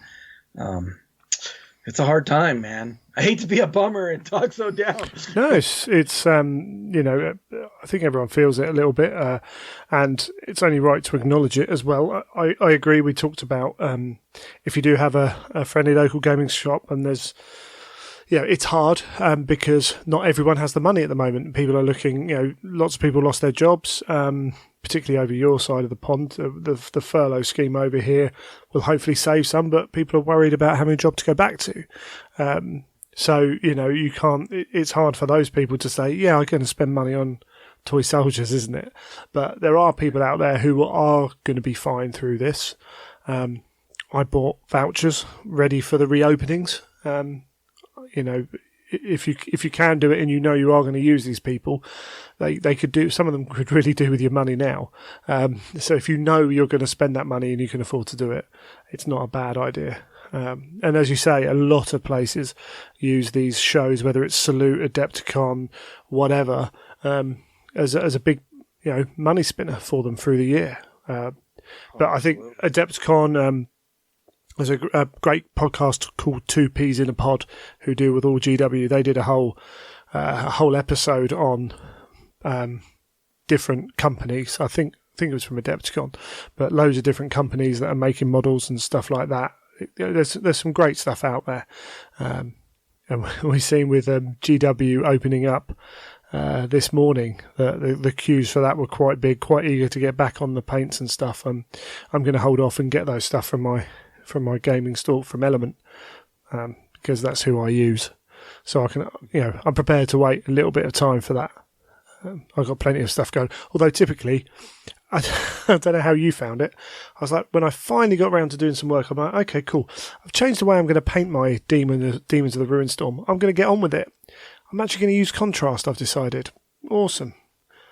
I don't have the right contrast paints. I was like, you're having a laugh. It's like I bought all the other colours, not thinking I'd do them, and now I need that. So I've been scouring the internet for little bits and pieces, and now just waiting for them to turn up in the post. But, oh, you should have told me. I am flush. With, no, it's cool. I've actually been kind of helping out some of the local guys. In fact, I had a friend just the other day who messaged me and they said, "Hey, do you have any Agrax Earthshade?" And I was like, "Yes. How many do you need?" We had a good supply of materials that I use in the studio because of the different videos that I'm shooting and stuff like that. So, yeah, I was looking pretty good. I mean, I really have a very big backlog of projects. So I had plenty of paint. I have plenty of stuff to paint. So Artist Opus had just sent me a new restock of brushes. So I'm sitting on just a stack of brushes and everything. So I was like fully prepared for this. Like, you've just reminded me I need some new brushes as well. So I've just made a note of that. Spray cans was a big one. People ran out of undercoat and didn't have the right undercoat for the contrast paint. But I've got other things to do. So I picked up some halflings instead and started to paint them, and I've remembered how slow I am, and it's disappointed me. But progress is progress. Progress is progress. As I say, so yeah. So obviously you're, I was going to be allowed to go to Warhammer Fest because you were going to be there, but that didn't happen. That would have been awesome, wouldn't it? Yes. I mean the things that were planned. Oh my goodness. GW was. Gosh, man, I hate to say was, you know what I mean? It's such a shame. It's such a shame. The plans that Adepticon had, the plans that GW had for Fest, just the things that were going to happen this year was going to be. I mean, we're in the golden age of the hobby right now. Oh, yes. I know that a lot of people talk about the old days, second edition, third edition. But honestly, we're in the golden age right now, and all of these companies are knocking it out of the park. Next year is going to be amazing because all of the stuff that was going to happen this year is going to stack to next year. Yeah, there's going to be a major effort when we start getting these things back up. There's going to be a real kind of we need to go doubly hard this to make up in inverted commas for missed events. What were you going to be doing at Warhammer Fest? Can you talk about that or? I mean, I could talk about some. We were going to be doing some airbrushing demos. Working with Harder and Steenbeck. They were going to send in a full load of brushes to use. It was going to be hands-on, and there's going to be a bunch of demos. Demos on some amazing yet to be released models. They really had great plans. They have a new manager this year that was planning the event, and man, he's in it whole heart and soul. He's a big time hobbyist, and they made some really neat plans, but our little side of it was going to be a bunch of airbrushing demos. Cool. That's our mutual friend as the organizer, isn't it? Yeah. There's some. I was really excited from talking to him about what was going on. It would have been great as well having another outside influence at Warhammer Fest. I think that shows kind of a more growth from GW in the way they're looking at the community, which is a great thing. Oh, yeah. And I remember, when I first got into this hobby back in 2000, the end of 2009, late 2009, early 2010, I remember going to Games Day in the US, and, they had all the different hobby groups that could set up their own tables with their own specialized games. In fact, one guy was running pretty much what Speed Freaks turned into being. Right. But it was kind of like arena orc buggy racing type events, and there was another one where you got to play either orcs or ultramarines, and you fought in a Target superstore. They had it completely modeled, and stuff like that, and that was so enticing for the hobby when I first started, was seeing that stuff, and how going to Games Day was just amazing. You could go to the Demon Lounge. I don't know if they had that in the UK, but in the US they had what was called the Demon Lounge, and that was all Golden Demon winners. And they were all sitting around, and they would have their models out on display, and you could sit down and talk with them, and you could bring a model, and they would show you techniques on them, and you got to have that one-to-one with the demon painters and stuff like that. And then it just all kind of went away, and Games Day just pretty much turned into the Forge World queue, the regular queue, and then just whatever they wanted to display at the event. But it's sorry, go ahead. I remember. So I went to a few Games Days over the years. I worked a couple as well. I do just remember walking through with my friend and seeing this woman with 5, 6, 7, 8 bags. Like she could barely hold them in her hands. All of them, the big GW bags full of stuff. And I just looked at her, and this kid ran off with carrying nothing. I just went, "He's got you wrapped around his finger, hasn't he?" And she just went, "Yep." And I'm like, yep. But the thing is, I'm sitting there thinking, because this is not Forge World, and I was sitting there thinking, every single item in those boxes can be bought in a store. And you're having to lug them round Games Day with an overexcited 9-year-old. There's just something, there was something exciting about the Games Days.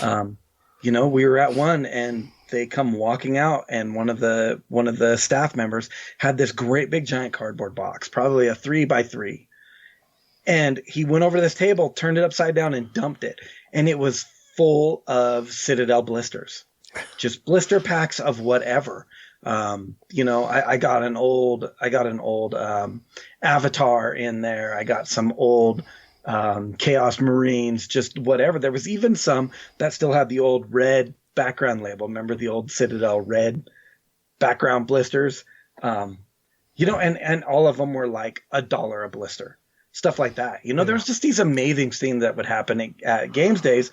And then it just kind of died off and it went away. Yeah. And now it feels like it's back. It feels like they're back really getting in touch with the community, getting in touch with what they want.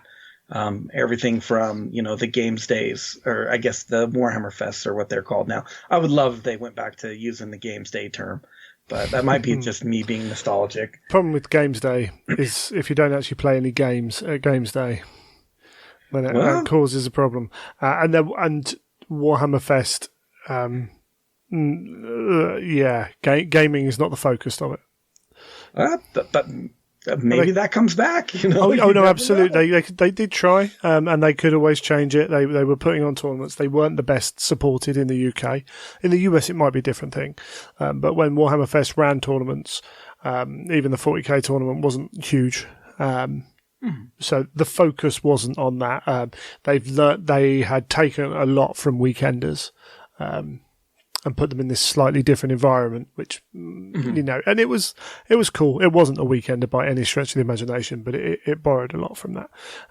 But they've certainly learned, I know that Games Workshop had issues in the past. In the UK, they relied on a lot of gaming clubs and things like that to provide some amazing content, amazing tables, things like that. And they were invited people up. I remember a bloke bought, I don't know how many thousands of Space Wolves, just had a table with his own. He was just a dude who had thousands of points of Space Wolves, and they were everywhere.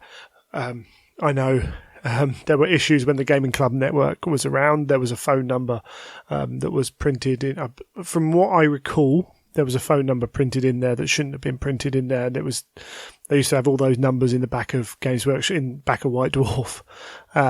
And there were other issues around that as well, so I kind of scared them a little bit. I know, but it seems like they've worked out a good way now and we see it with Warhammer Community. They've worked out a good way of including the community in what they're doing. It's still got to be careful with it, right? They've still got to pick the right people, right? Yeah, especially nowadays, they're really going to be careful. But like you brought up, even Warhammer Community, I mean. That was neat. That was neat this last couple of weeks to see them bringing in just other hobbyists. And, how do you hobby and what do you do to stay focused in this? And, it's neat. I really like the direction they're going. Yeah, it's not going to be the exact same as what it was, but I don't think it needs to be the exact same. I like that they're finally really embracing the community instead of being kind of counter community. I don't know if that's the right term, but they were scared of it. They're embracing it. Yeah, they were scared. They were scared of it, and I think people don't realise that. I think people just thought they were sitting there saying we know best, but they were worried about. There was a certain element of they didn't want to lose control because control of the IP is what makes Games Workshop Games Workshop. Warhammer is Warhammer because they have control of that IP. If you start to lose that, you've got just another game in the gaming sphere, haven't you? So there was a fear about that, and sometimes in their fear they squeeze too tight, trying to hold on to what they've got. But they didn't have, they didn't necessarily have the right setup, the right people to identify exactly how to go about that in a modern age either. I kind of don't like the way that it's very easy. You get any community, it's just easy to pick that scapegoat and blame them. And that goes with positivity as well. You'll see that people will pick out one name. So Alan Bligh, was the lead guy for Horus Heresy and for so much other stuff. Fantastic guy, amazing writer, amazing with what he did. And you can talk to all the people in GW and Black Library who'll agree with it. And Alan Bligh will say, well, I didn't write that book by myself. There was this person, and it's easy to forget that, as a community, because you get associated with names, those other people just get pushed to the sideline a little bit. It's not intentional, but it happens, and that can happen good and bad. So it's far too easy to look at the bloke at the top and say, well, he mucked this up, Games Workshop did this, and look how it's changed. But sometimes it's not quite so simple as that. And it needs lots of parts. If you had the wrong people in the wrong places and tried to open up the way they have done, it could have fallen flat on its rear, and then they could have got scared again. Oh, sure. Could you imagine if they did Warhammer TV and they got it wrong, just with personality, and people didn't watch it? Where would we be now?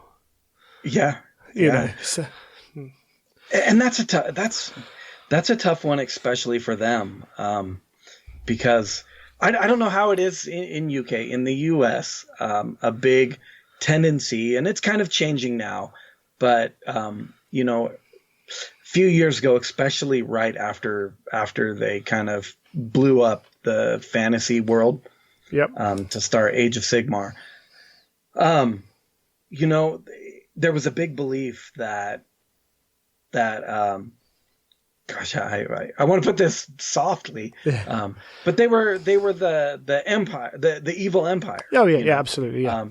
I did that video on the airbrushing paints, and it was just to introduce the airbrush paints. It really wasn't a tutorial. I know they kind of labeled it as a tutorial, which I kind of got a chuckle out of that. It was really just to introduce the airbrush paints, and so many comments were about the dropper bottles versus the pots. Yep. And why dropper bottles, or why the pots, why not dropper bottles? And kind of the consensus is that GW wanted to charge more for their paint. If the dropper bottles, if the paint pots dry out, then that's forcing you to go buy more paint, right? And airbrush paints, if they start to dry out, they get chunky and all this stuff. Being behind the scenes in it, part of what we did when we went over to GW was some product development. And we went in there and we got to kind of go over some things that they have coming out in the future, and some of the ideas that they had, and maybe some stuff that might not come out now because, they just weren't that great. But, sure. The ideas were there. And it was interesting because the whole time that we were working there, never once was it mentioned, we should do this because we'll have a better margin. We should do this because we'll make more money. We should do this because we can cut costs. We never heard that. What we heard was, what will make this better? What will make this a better product? What will make it user-friendly, et cetera, et cetera.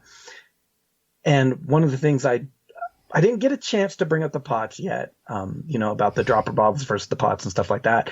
And the head of the development side of it started talking to us about the dropper bottle or the paint pots. And he was so excited about the new design for the paint pot lids. And if you remember, paint pots moved over to like that plastic kind of a white lid. Yep. They went from like a black lid to a white lid. And then they went to a clear lid, and then all of a sudden they went to a second clear lid, and you saw a bunch of the paints kind of disappear and then come back with a new lid. Well, that new lid, he was so excited about because it was developed. It has 6 seals in it, which I didn't even realize that. There are 6 seals in the way that lid seals.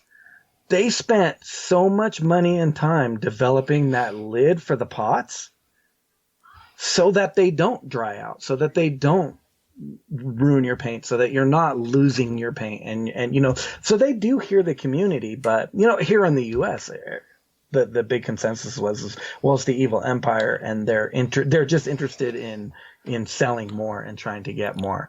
It's not just in the US, mate. No. Okay. No, well, no, I'm not sure with different cultures. And I know the like, US guys can. Yeah, it's slightly different over here in the way that Games Workshop have dominated the market from scratch. It's only relatively recently we've got this large number of independent game stores that are well known. You know, you were lucky if you had an independent game store within driving distance when I was young. So we have a slightly different environment in that, but everyone still sees Games Workshop as the big bad. You know, resin only costs 5 pence per whatever weight. Why am I paying £20 for this model? Right, you're still seeing those same things where you're like, that they're every time they release a new model and the price is £1 more than the other, it's scalping. You know that the language that's used is very kind of aggressive and and not great. And not taking into you get it everywhere, and you're right. Oh, yeah. It's part of it's because they're the best and they make a lot of money. Yep. Yes. Part of it is that they're the best. They make a lot of money. So it's kind of easy to hate on that. It's like in the U.S. with our NFL football, it's like the Patriots. Yeah. You know what I mean? Everybody loves to hate the Patriots because they have been extremely successful. And part of it is just part of it is the fact that you feel like other people can't compete with them and everything else, and you feel a little bit like I'm forced into accepting what's happening.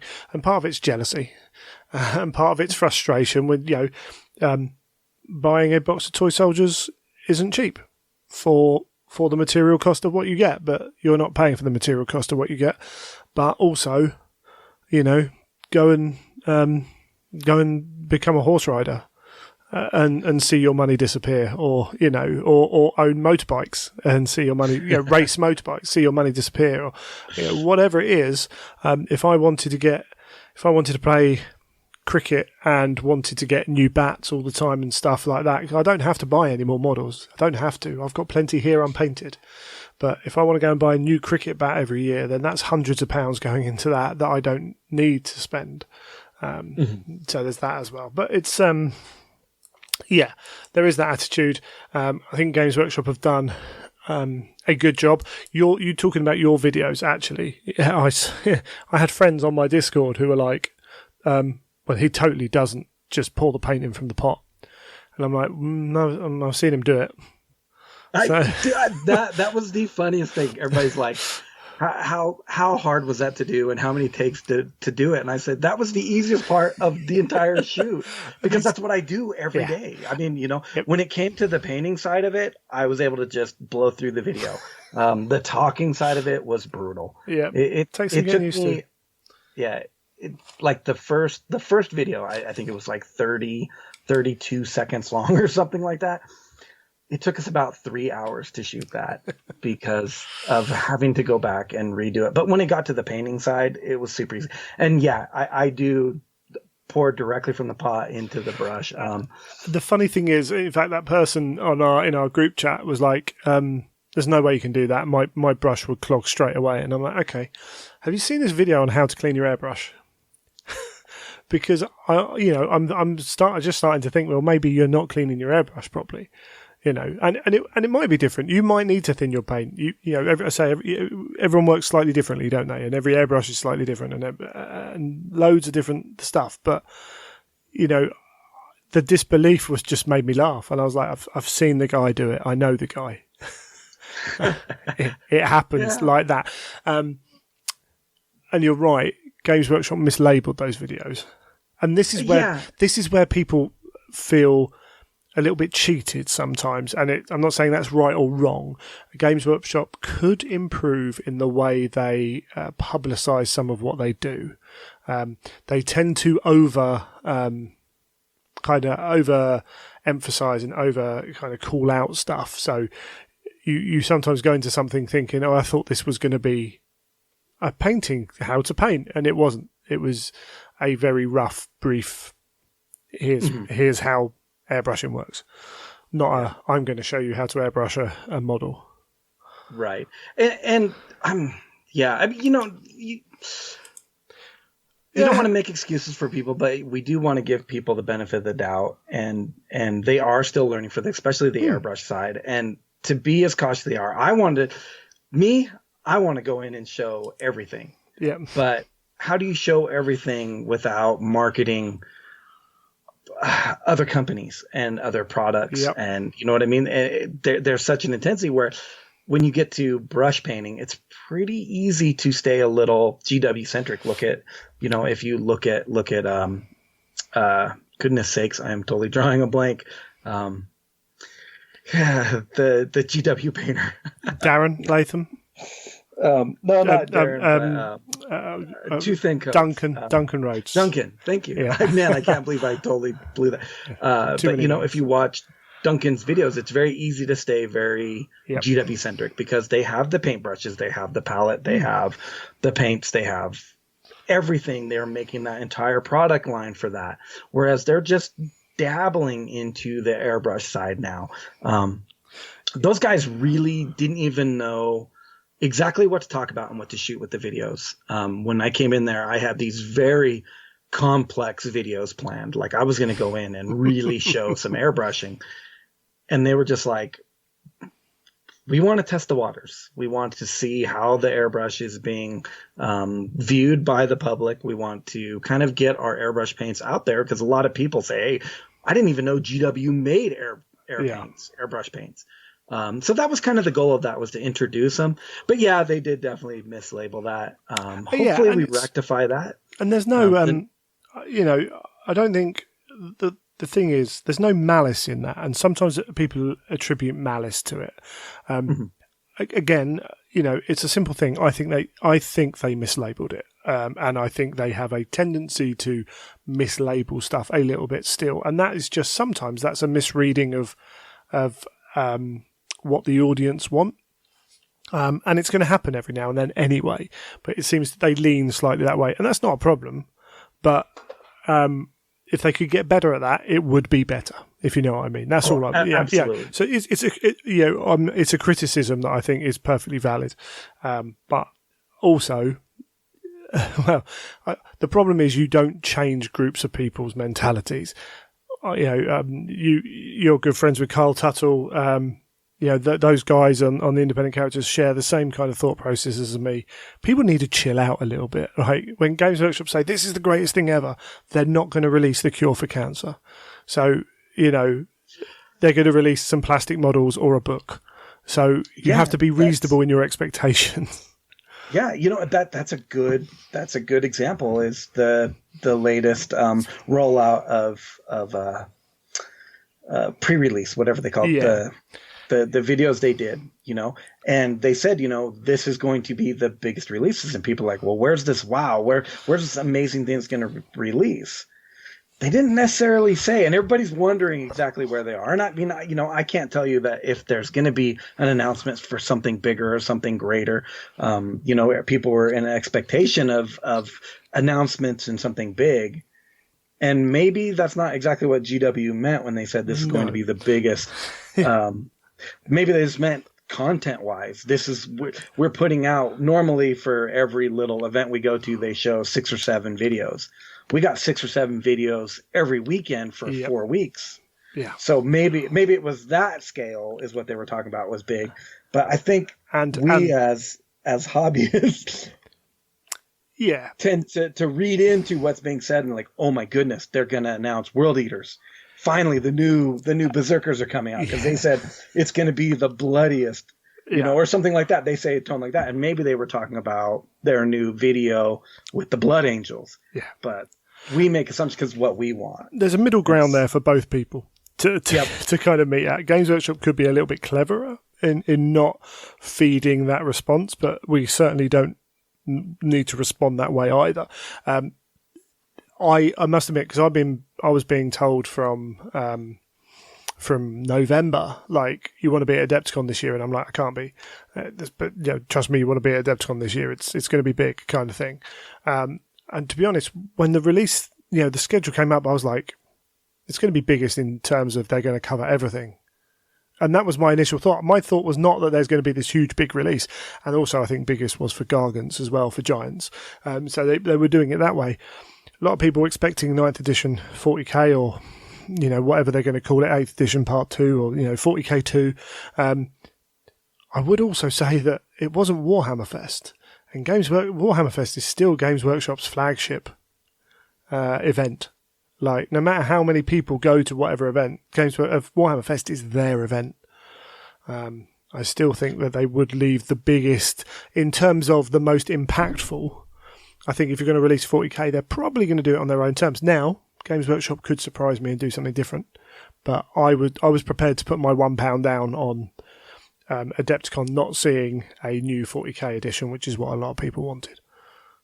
But, I've been wrong before, I'll be wrong again. So, Yeah, and what was expected at Adepticon and what they were going to show at Adepticon could have changed too. Absolutely. Think about the logistics of it. Let's say, for the sake of argument, that they did plan on releasing 8.2, 8.5, or 9 or whatever, and their plan was to announce that at Adepticon. But the warehouse is shut down, and the printing presses in China shut down, and all those logistics happen. Yeah. What would happen if that was released now, and then everybody has to sit and wait 9 months, 10 months?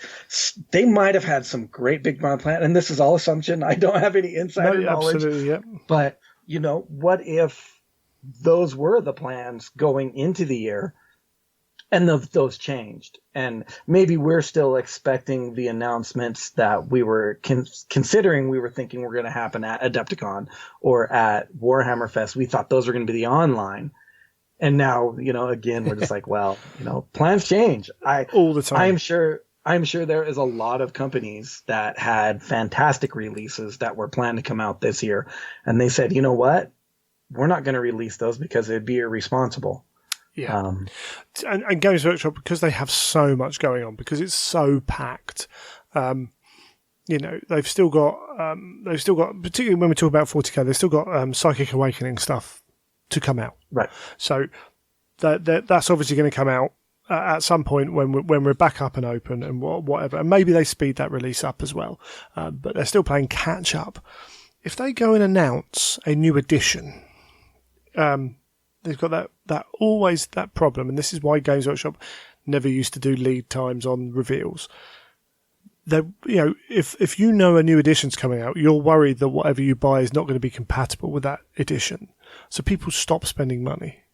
Mm-hmm. When you've still got new releases for an old edition, and then they're not, and then you announce a new edition, that also makes people think, well, you're just trying to get money out of me for the last 2 months, then it's going to become like it all feels. So you've got to understand that approach from things as well. But GW aren't out there to hurt people. It's not what they do. They are there to make money as a company. The people in it, as you say, care. The people in it care about their game, care about their models, care about their painting, whatever it is, care about trying to create the best thing they can create, whether it's your best thing or not. It's a different thing whether they get it right every time. That can't happen either, can it? But there's so much that goes into it that maybe I'm getting old, but everyone just needs to chill. Yeah, I'm excited to see where it's going, and I'm excited to get past all of this. I can't wait until this madness is done, because from the stuff I know and from the stuff that's being assumed and everything like that, I think this is going to be an amazing. Whenever this hobby ramps back up, I think it's going to be an amazing year of hobby. So I'm excited for it, and I'm willing to wait. 9th edition would really suck if it came out right now, because first off, I can't go play it with anybody.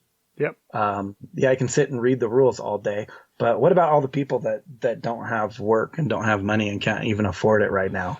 Well, this is things they're weighing up at the moment. We've seen the manifest that apparently Book 9 is in the US now, so if the next Forge World book has managed to make it all around the world to everywhere it needs to be, then Games Workshop are in that weird position then where, they're a company. They need to make money again. So when it opens up, do they just drop it straight away and just go, well, we can get this stuff out of our warehouse. That's cash sitting in their warehouse, not doing anything. We can just get them out the door straight away, make a load of money back, feed that back into buying new stuff, and get moving again. Or do they think, actually, hold on, we had other releases before that. I mean, no, we're in this weird time. We just need to kind of accept what's going to happen. At the end of the day, they sell the stuff how they want to sell the stuff. We'll get it. We'll get it in time. It will happen. Yep. Hey ho. Right. Let's move on from all that. So what are you doing now then with CK while everything's on hold? You did start up a Twitch channel, didn't you? Yeah. I started up a Twitch channel. It's varied results with it. I'm trying to avoid it being just a tutorial. Sure. We did that in the past. We had our Wednesday workshops on Hobby Hangout and stuff like that. I want this to be more free flowing, just to kind of enjoy the painting side of it, and just working with people and getting to talk and show painting and answer questions and do little things. I'm definitely not opposed to like showing little things. Wednesday night I showed how to do lightning with the airbrush and a paintbrush mix. So little things like that. It's been really fun. So we do have our Twitch feed. We're in the process right now of working through some online classes. Even before the virus thing hit, we've been getting a lot of requests because there's some areas that we realize we're not going to be able to make it there for anytime soon. There's some Asian areas that we're just not going to be able to teach at. Yep. Some areas just might not have enough people to be able to get a class because we do have a minimum we've got to be able to pay to be able to cover our flights and all that stuff. So we have that minimum of students that we need. And there's some areas that you might not be able to get that minimum. Maybe there's only 4 or 5 hobbyists in the entire region, Yeah. So we've been getting a lot of requests, and the biggest thing that we were trying to work out was how to make that as interactive as possible. And that's going to take a little bit of video equipment on the student side too. But I think we've got that kind of worked out. There's a few new platforms that have popped up because of the virus. You've got Zoom. You've got a couple of different media platforms. So we think we've got that worked out. So soon, hopefully, we're going to have some online content, some online classes that you can take. That will free up everything. We're going to have it with redundant video, where you'll be able to go back and watch the recordings of the class that you took. So you can kind of keep that in place. Now, it won't replace the weekender classes. The one thing we're not going to do is put our weekender classes on video. We want those to stay interactive. That it's so important to me to be able to work with the students one-to-one. That's probably my biggest focus when it comes to those classes. So I don't want to muddy the waters with those. But what we're going to make some specialized classes that are based just for online. So that's going to be really cool. And then I hope it's okay to announce this. This is something that just came up in the last week. But we're going to be working with Knights of the Gaming Table. Right, yeah. That's what they're called. Knights of the Gaming Table. They do a lot of online content, and most of it's gamer related, like army building and strategy. Some of the different games that are being displayed and stuff like that are being played. The what do you call those? Battle reports. Stuff like that, so it's a lot more towards the gaming side. So what they're going to do is they're going to introduce more of a hobby side. And to do that, part of that is going to be, I'm going to go ahead and shoot a video for them doing that. So, stay kind of stay on the watch for that. I don't know exactly when that will drop, as I don't know how quickly they're going to be prepared for that. But they will have a series of videos that are going to come out. They are subscription based, so be prepared for that. You're going to have to pay for a subscription and everything like that. So there is a little bit of online content coming out that we're going to be working with CK Studios and working with a couple of different partners to put out a little more online content. So hopefully we can kind of feed that need for everybody while everybody's stuck at home and unable to travel. And like we were talking about before the podcast, we don't really see a lot of big events and a lot of big groupings of people being allowed for a while. So maybe we adjust to that. Maybe we'll do smaller class sizes. We'll do like under 10, stuff like that. So we'll see about that. But yeah, we're going to have some online content. And then again, just watch CK Studios. If you go over to our Facebook page, you'll catch our Twitch feed. Unfortunately, I'm still learning Twitch feed, and I didn't realize that. It's not uploading my videos to be recordable so that you can watch them afterwards. I need to work my way through that. I'm still figuring that out, but hopefully I've got it set now to where it'll archive. So going forward from this Wednesday, hopefully all of my Twitch feed videos will be archived. You'll be able to go back and watch them. And then I'm trying to figure out how to put my past ones back up also, so that those are available too. Wonderful stuff. So plenty to keep you busy. As you said, you mentioned Hobby Hangout in there as well. There's lots of stuff still going on there, isn't there? As a site, which is people being active in there, should I say? Yes. Hobby Hangout. It was starting to our new signees, whatever you call it, the new people that joined the group was starting to wane a little bit. And we expect that. It was coming into busy parts of the year and the holidays and everything like that. And then this COVID thing happened and just membership just skyrocketed again. So there's a ton of people in there. There's constant content going on. There's constantly videos and chat groups and stuff like that. So if you're stuck at home and you just want someone to paint with, you want someone to talk to while you're painting, and you just kind of want that hobby interaction, I can't encourage enough to jump onto Hobby Hangout and just jump in and enjoy yourself. It's a pretty judge-free atmosphere, which is nice. You don't have to be a Golden Demon painter. You don't have to be the greatest 40K tournament player to be able to just, I don't know what the word is, be able to be part of it. Yeah. There's no barrier of entry to being part of that group. Absolutely. Which is, people get intimidated sometimes. I see it a lot on Heavier Metal. People posting the initial post is, I know this isn't as good as everyone else's, but it's not that kind of place, is it? So, and to be fair, Heavier Metal's not that kind of place either. But it's all good. Anything else you think we should? Man, no. I can't think of anything right now. No, that's fine. That's cool. We're in a weird place. We're in this weird place. I will throw a couple of questions at you that we had from listeners. We didn't have a huge amount, and I might be missing some, but I found a couple. Color shift paints. Have you used any? A little bit. I'm not a big fan of them. Right. And the reason being is Kat loves them. Kat absolutely loves them.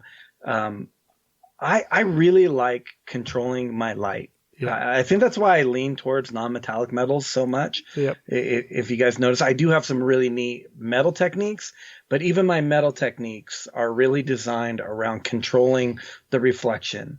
And what happens with color shift paints is you don't get to control the light. You don't get to control the reflection. So I don't tend to use those too much. They're really neat for things like if you need gossamer wings or something, that's a really hard technique to nail to get really great with like a flat matte paint. Sure. So there are little areas here and there, but for the most part, I'm just not a fan of them, and I know I'm very particular. To be honest, as soon as you kind of said paused, I was like, yeah, you won't be a fan because again, and I was like thinking because lack of control. So I'm not surprised by that at all. I do need some for my more slapdash models. I need to have a play. Yeah, and there's some great techniques that they're awesome for. Like if you're gonna do really quick, you want really quick, really fast, good looking Alpha Legion. Dude, the color shift paints are awesome for that. Maybe some of your NIDs, if you want something really quick and you just want something kind of unique to look more like a beetle carapace or something like that. there's some neat techniques that you can do with them. So I'm definitely not against them. For army painting, absolutely. I think they're a great product. Anything that's going to speed up your painting, get your models onto the table quickly, is going to be good. Just me personally, I'm a very particular painter. I think that would be the same answer would come from a lot of people who competition paint. Yeah, because of that lack of control. Yeah, cool. Let's have a look at weathering. Any hints or tips, or is it just about being brave enough to just jump in? Yeah, weathering's interesting. They're fun techniques. They're great techniques. They really add a lot of interest to a model. The neat thing is that a lot of those techniques are actually very easy. It's just learning them properly and getting them set up and then having the right materials for them. Sure. Where the balance comes in is how much to do. If you don't do enough, it looks a little slapdash. If you do too much, it looks like you got way out of control. Yeah. So it's finding that balance. The best thing I could say is practice. What I would say is if you are looking for tips and techniques, it might be a good idea to go and look at historical kind of diorama, the tank painters and stuff like that, where the people have been doing it for donkey's years. Yes, and they have some fantastic tutorials out there. There's so many video tutorials out there. Rinaldi Studios, if you get a chance, take a look at Rinaldi. He came out with an entire set of books. It's called Tank Art. I'm looking at them right now. Fantastic set of books that deal with weathering. The AK Interactive guys, they have books called the FAQ, and there's 3 of them, I think. One is with water techniques, one is just like a diorama and basing, and one is a weathering, and maybe it's an aircraft one. I'm trying to think of which ones they are. Again, fantastic books for it. Those ones are a little more expensive. I want to say the big FAQ book runs about $85 US. Right. So it's not super cheap, but it's got every technique you could possibly ever want to learn is in that book. And then Adam's Armor. If you guys can find the Adam's Armor books, most of them aren't in production anymore, unfortunately, but they are another great tool if you want to learn weathering.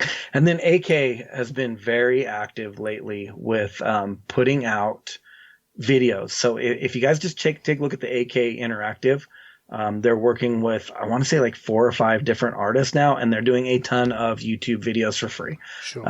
Everything from pastel pencils, weathering pens, to oils and inks, a myriad. But what you're going to be looking for is you're going to be looking for those historic modeling tank videos, and you're just going to kind of apply those. There's a few good like 40K based ones. If you guys know Myles from oh goodness sakes, what is his Patreon? Little Legend. Little Legend, thank you. He's going to be on this episode as well. Oh, is he? Yeah. Oh, awesome. So he did on his Patreon for like the month of February. I can't remember exactly what it was, either January or February. On his Patreon, he did like an entire series of weathering, and he did like a fell blade or something like that on it. And he covered so many different topics with it. It's awesome. If you want something that's more 40K, 30K oriented, he was doing it on I want to say it was like a World Eaters, the blue and white World Eaters fell blade. Fantastic video. Maybe it was the Sons of Horus. Can't remember. Anyways, I've seen him do some World Eater stuff as well. Weathered up, nice. Yeah, so definitely jump on that. Cool. That's a great resource right there. And I was going to say it's going to cost you like $10 a month or something like that. I think that was what his no worries. His Patreon is. So, okay. Yeah. One last one for you. If someone's painting with contrast on marines, do you have any tips for replicating the colour and everything else with vehicles? Because contrast not so great with the flat panels, is it? if you're painting it on? Or is it just a case of the effort is you might as well do it a different way? Yeah, the contrast hasn't been that great for vehicles with the paintbrush because of the way the contrast works and the way it slides on a surface. My suggestion is get an airbrush. Sure. The contrast, I know that's not a simple solution. I mean, an airbrush is an expense, and I understand that it's quite a cost load. So the contrast paints airbrush gorgeously. Some of them are a little heavier. Some of them you might need to cut a little bit. You might need to thin a little bit. Hopefully in the coming weeks, we'll have a little bit more on using contrast with the airbrush on our Twitch feed and stuff, because I use them a lot with the airbrush. Cool. If you don't have an airbrush, a good option for matching that color is find the GW paint that is closest to it. Paint your vehicle with that color, because a standard GW paint, Citadel paint, or even if you're not using Citadel, if you're using Vallejo or Reaper or whatever brand that you're using, find something relatively similar. It doesn't have to be exact, just get it similar. And then what you can do is you can take a little bit of glaze medium, your Lamian medium, I think it's called, contrast medium. You've probably already purchased that if you have the contrast. You can take any of those mediums and add it to your contrast, and you're going to make a glaze out of it. Imagine that you're going to turn into something roughly wash consistency. And then what you can do is glaze that over the paint, and it's going to tint the paint to the color of the contrast. Understand that the more you apply with the contrast, the darker it will get. So if you just do one or two quick layers, it will dry relatively bright, depending on the color that you're using. But then once you apply more, it will get darker. But that's a little cheat that you can use, is you're going to use it as kind of like a glaze or like a filter. So you just kind of gently brush over the top of an existing paint. So the paint's not going to slide as much. The contrast isn't going to slide as much. You won't get as much of the brush marking through it. But you do need to cut it. I would say almost up to 50-50, like maybe 50% contrast to 50% glaze medium. Yeah. And have a play with it, and hopefully that works. Wonderful. Well, I think we've recorded plenty, much more than I expected, to be honest. But it's all good fun, and it's good to chat again, mate. All right, it was good chatting with you. Bummed out I didn't get to come out and see you this year. Warhammer Fest. In fact, we would be at Warhammer Fest right now, right? Yeah, it would be the evening before. So. Oh man! Don't depress us. Don't depress us. It's all. We'll get there another time, another day. Yep. So you take care of yourself, man, and we'll have you on again at some point. You too.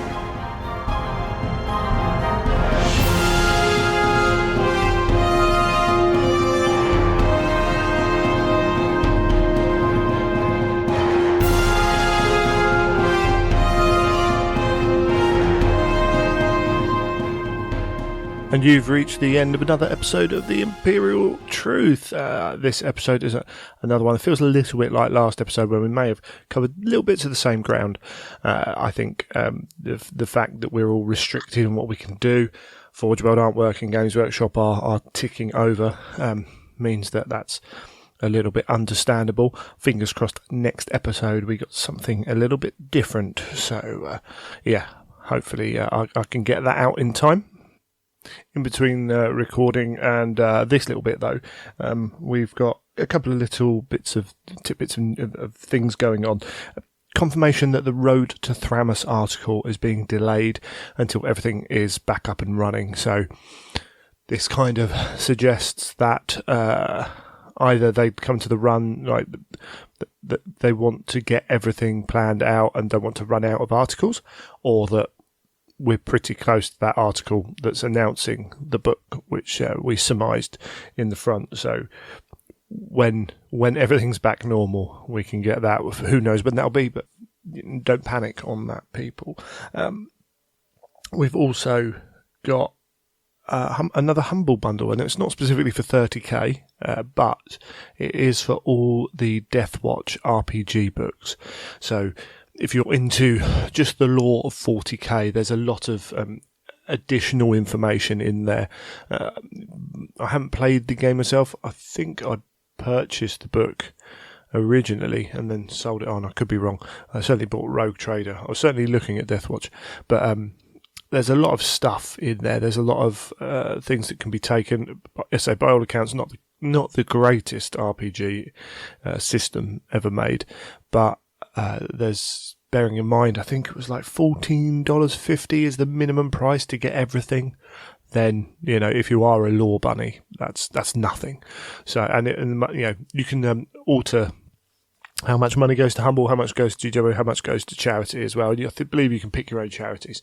So that might be worth a look for some of you. And then the final thing is the Forge World website went down and then came back up. They decided to relaunch it so that people could browse, which I think is the right thing to do. In that time, there might have been some price changes. So we're going to get a lot of price comments and threads on Forge World prices. I don't know. I can't remember the last time we saw a big price rise. It feels like a while ago. I could be wrong. So having a price rise now, it's always going to hit the smaller items more as well. It just does. But I think the other issue we might have is after this is all over, companies are going to need to make money to make up for the losses they've got. They're going to want to be kind of pulling that money in, and we're going to be in this weird position where some things are going to get cheap because they want to move it, shift it, get rid of it. But I think some other things are going to go up pretty quickly as well because they're going to want more money in, more returns in. So I do wonder if we see a little bit of a price rise just generally around. Again, no one really knows the situation, and it's all a bit footsteps, very careful footsteps as companies go through trying to work out the best way of coming out of this. Forge World, we know there are. We used to have the annual price rise for Games Workshop. That kind of that we don't follow that plan quite so religiously like they used to. So having a price rise of some kinds isn't that surprising, whether you agree with it or not, based on profits and everything else. But at the moment, they're making nothing, so or very little, should I say?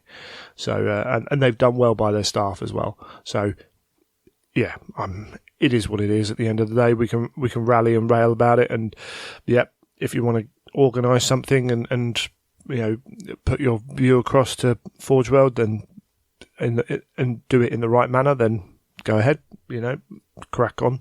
That is absolutely within our rights, and if it's done in the right way, I've got no problem with that.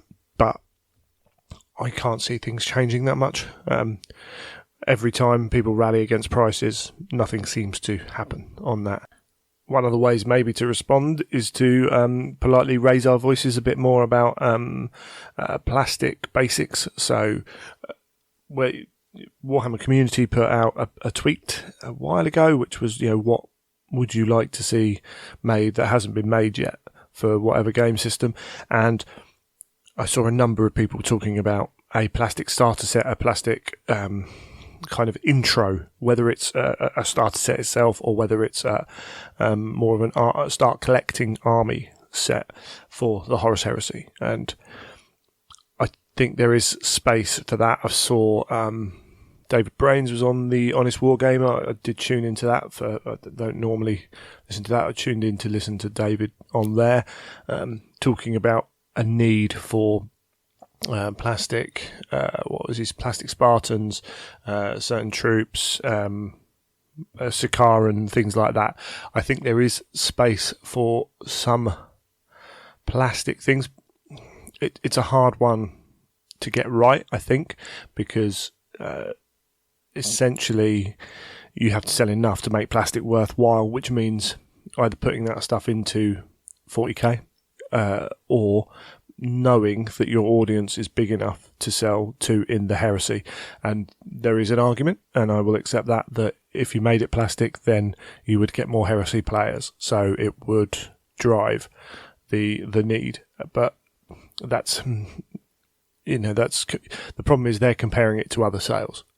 So there's a balance to be had there. But I do feel now that there is, we felt it for a while. If we expanded the plastic range for Heresy just a touch, I don't think it needs to be a huge amount, but if it was just a touch, something like jet bikes would be.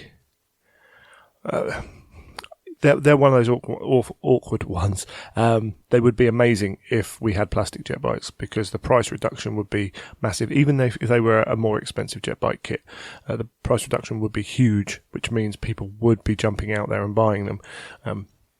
How many they would sell is that question that, relatively to other kits, I don't know. But I think they would fly off the shelves initially, and it would be great to see. So, yeah.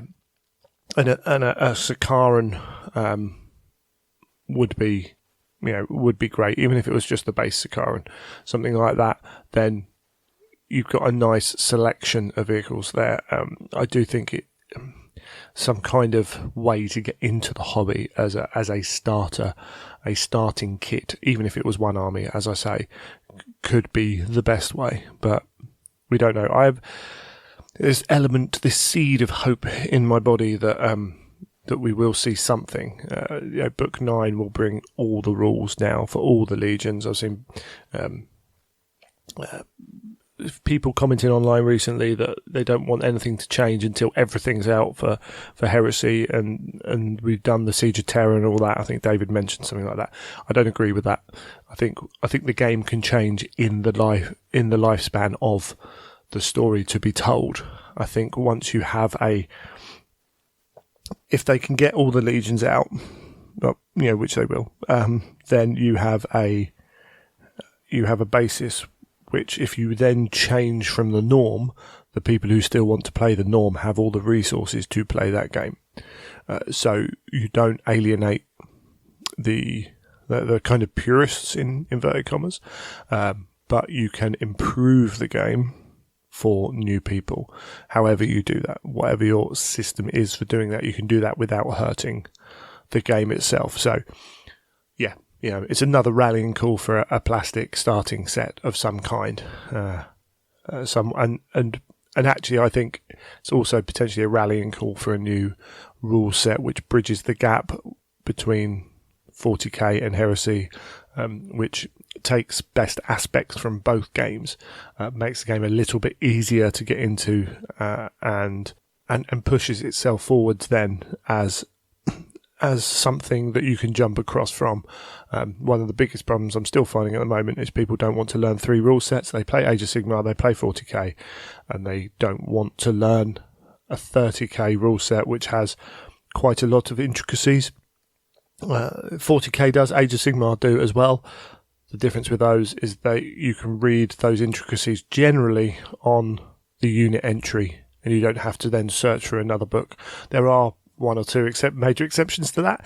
The Age of Sigmar, it always strike first, always strike last initiative thing in combat is a convoluted mess that they need to sort out, but is mainly an issue when you get multiples of those coming up against each other, that kind of thing. So I'm not saying any game's perfect here, but the fact is it's easier for two people who don't know, who play 40k. If 2 people play 40k and they want to play Age of Sigmar just for fun, it's easier for them to pick up Age of Sigmar and learn to play that with small armies and crack on than it is with 30k with having to learn a set of rules. Now, I don't think 30k should change in that respect, but if it tidies up some of those interactions and smooths a few things out, then I think it will become a better game. But, everyone's got their opinion on that, and not everyone will agree with me. But that's it. I think we're done. I will say that, so I was going to cancel the website, but I realised that I would lose my email addresses with that as well, and the company haven't responded to any of my requests to maybe give me back my money, which I think is pretty poor. 20 odd day, almost 20 days later. So I'm actually going to keep it for another year. So the website, the email hasn't changed, won't change. At some point next year, I might review exactly what I'm doing. Who knows? A lot can happen in a year, but we'll be looking at doing that. But I am keeping Greg at theimperialtruth.com as the email to get hold of me on. So if you do have any feedback, any questions, anything like that, then please email Greg at theimperialtruth.com or visit Twitter at childoffang or at imperial_truth, or come and join the group on Facebook. Just a friendly reminder, if you're following the page on Facebook, that's fine. If you're joining the group on Facebook, there are 3 security questions. If you don't answer them, you're not let in. It's that simple. And there's kind of no exceptions to it, really. So if you've tried to join and you've seen it's not let you, then you have to answer the questions. If you've tried to join and you know you haven't answered the questions, then you maybe have to go back and do that.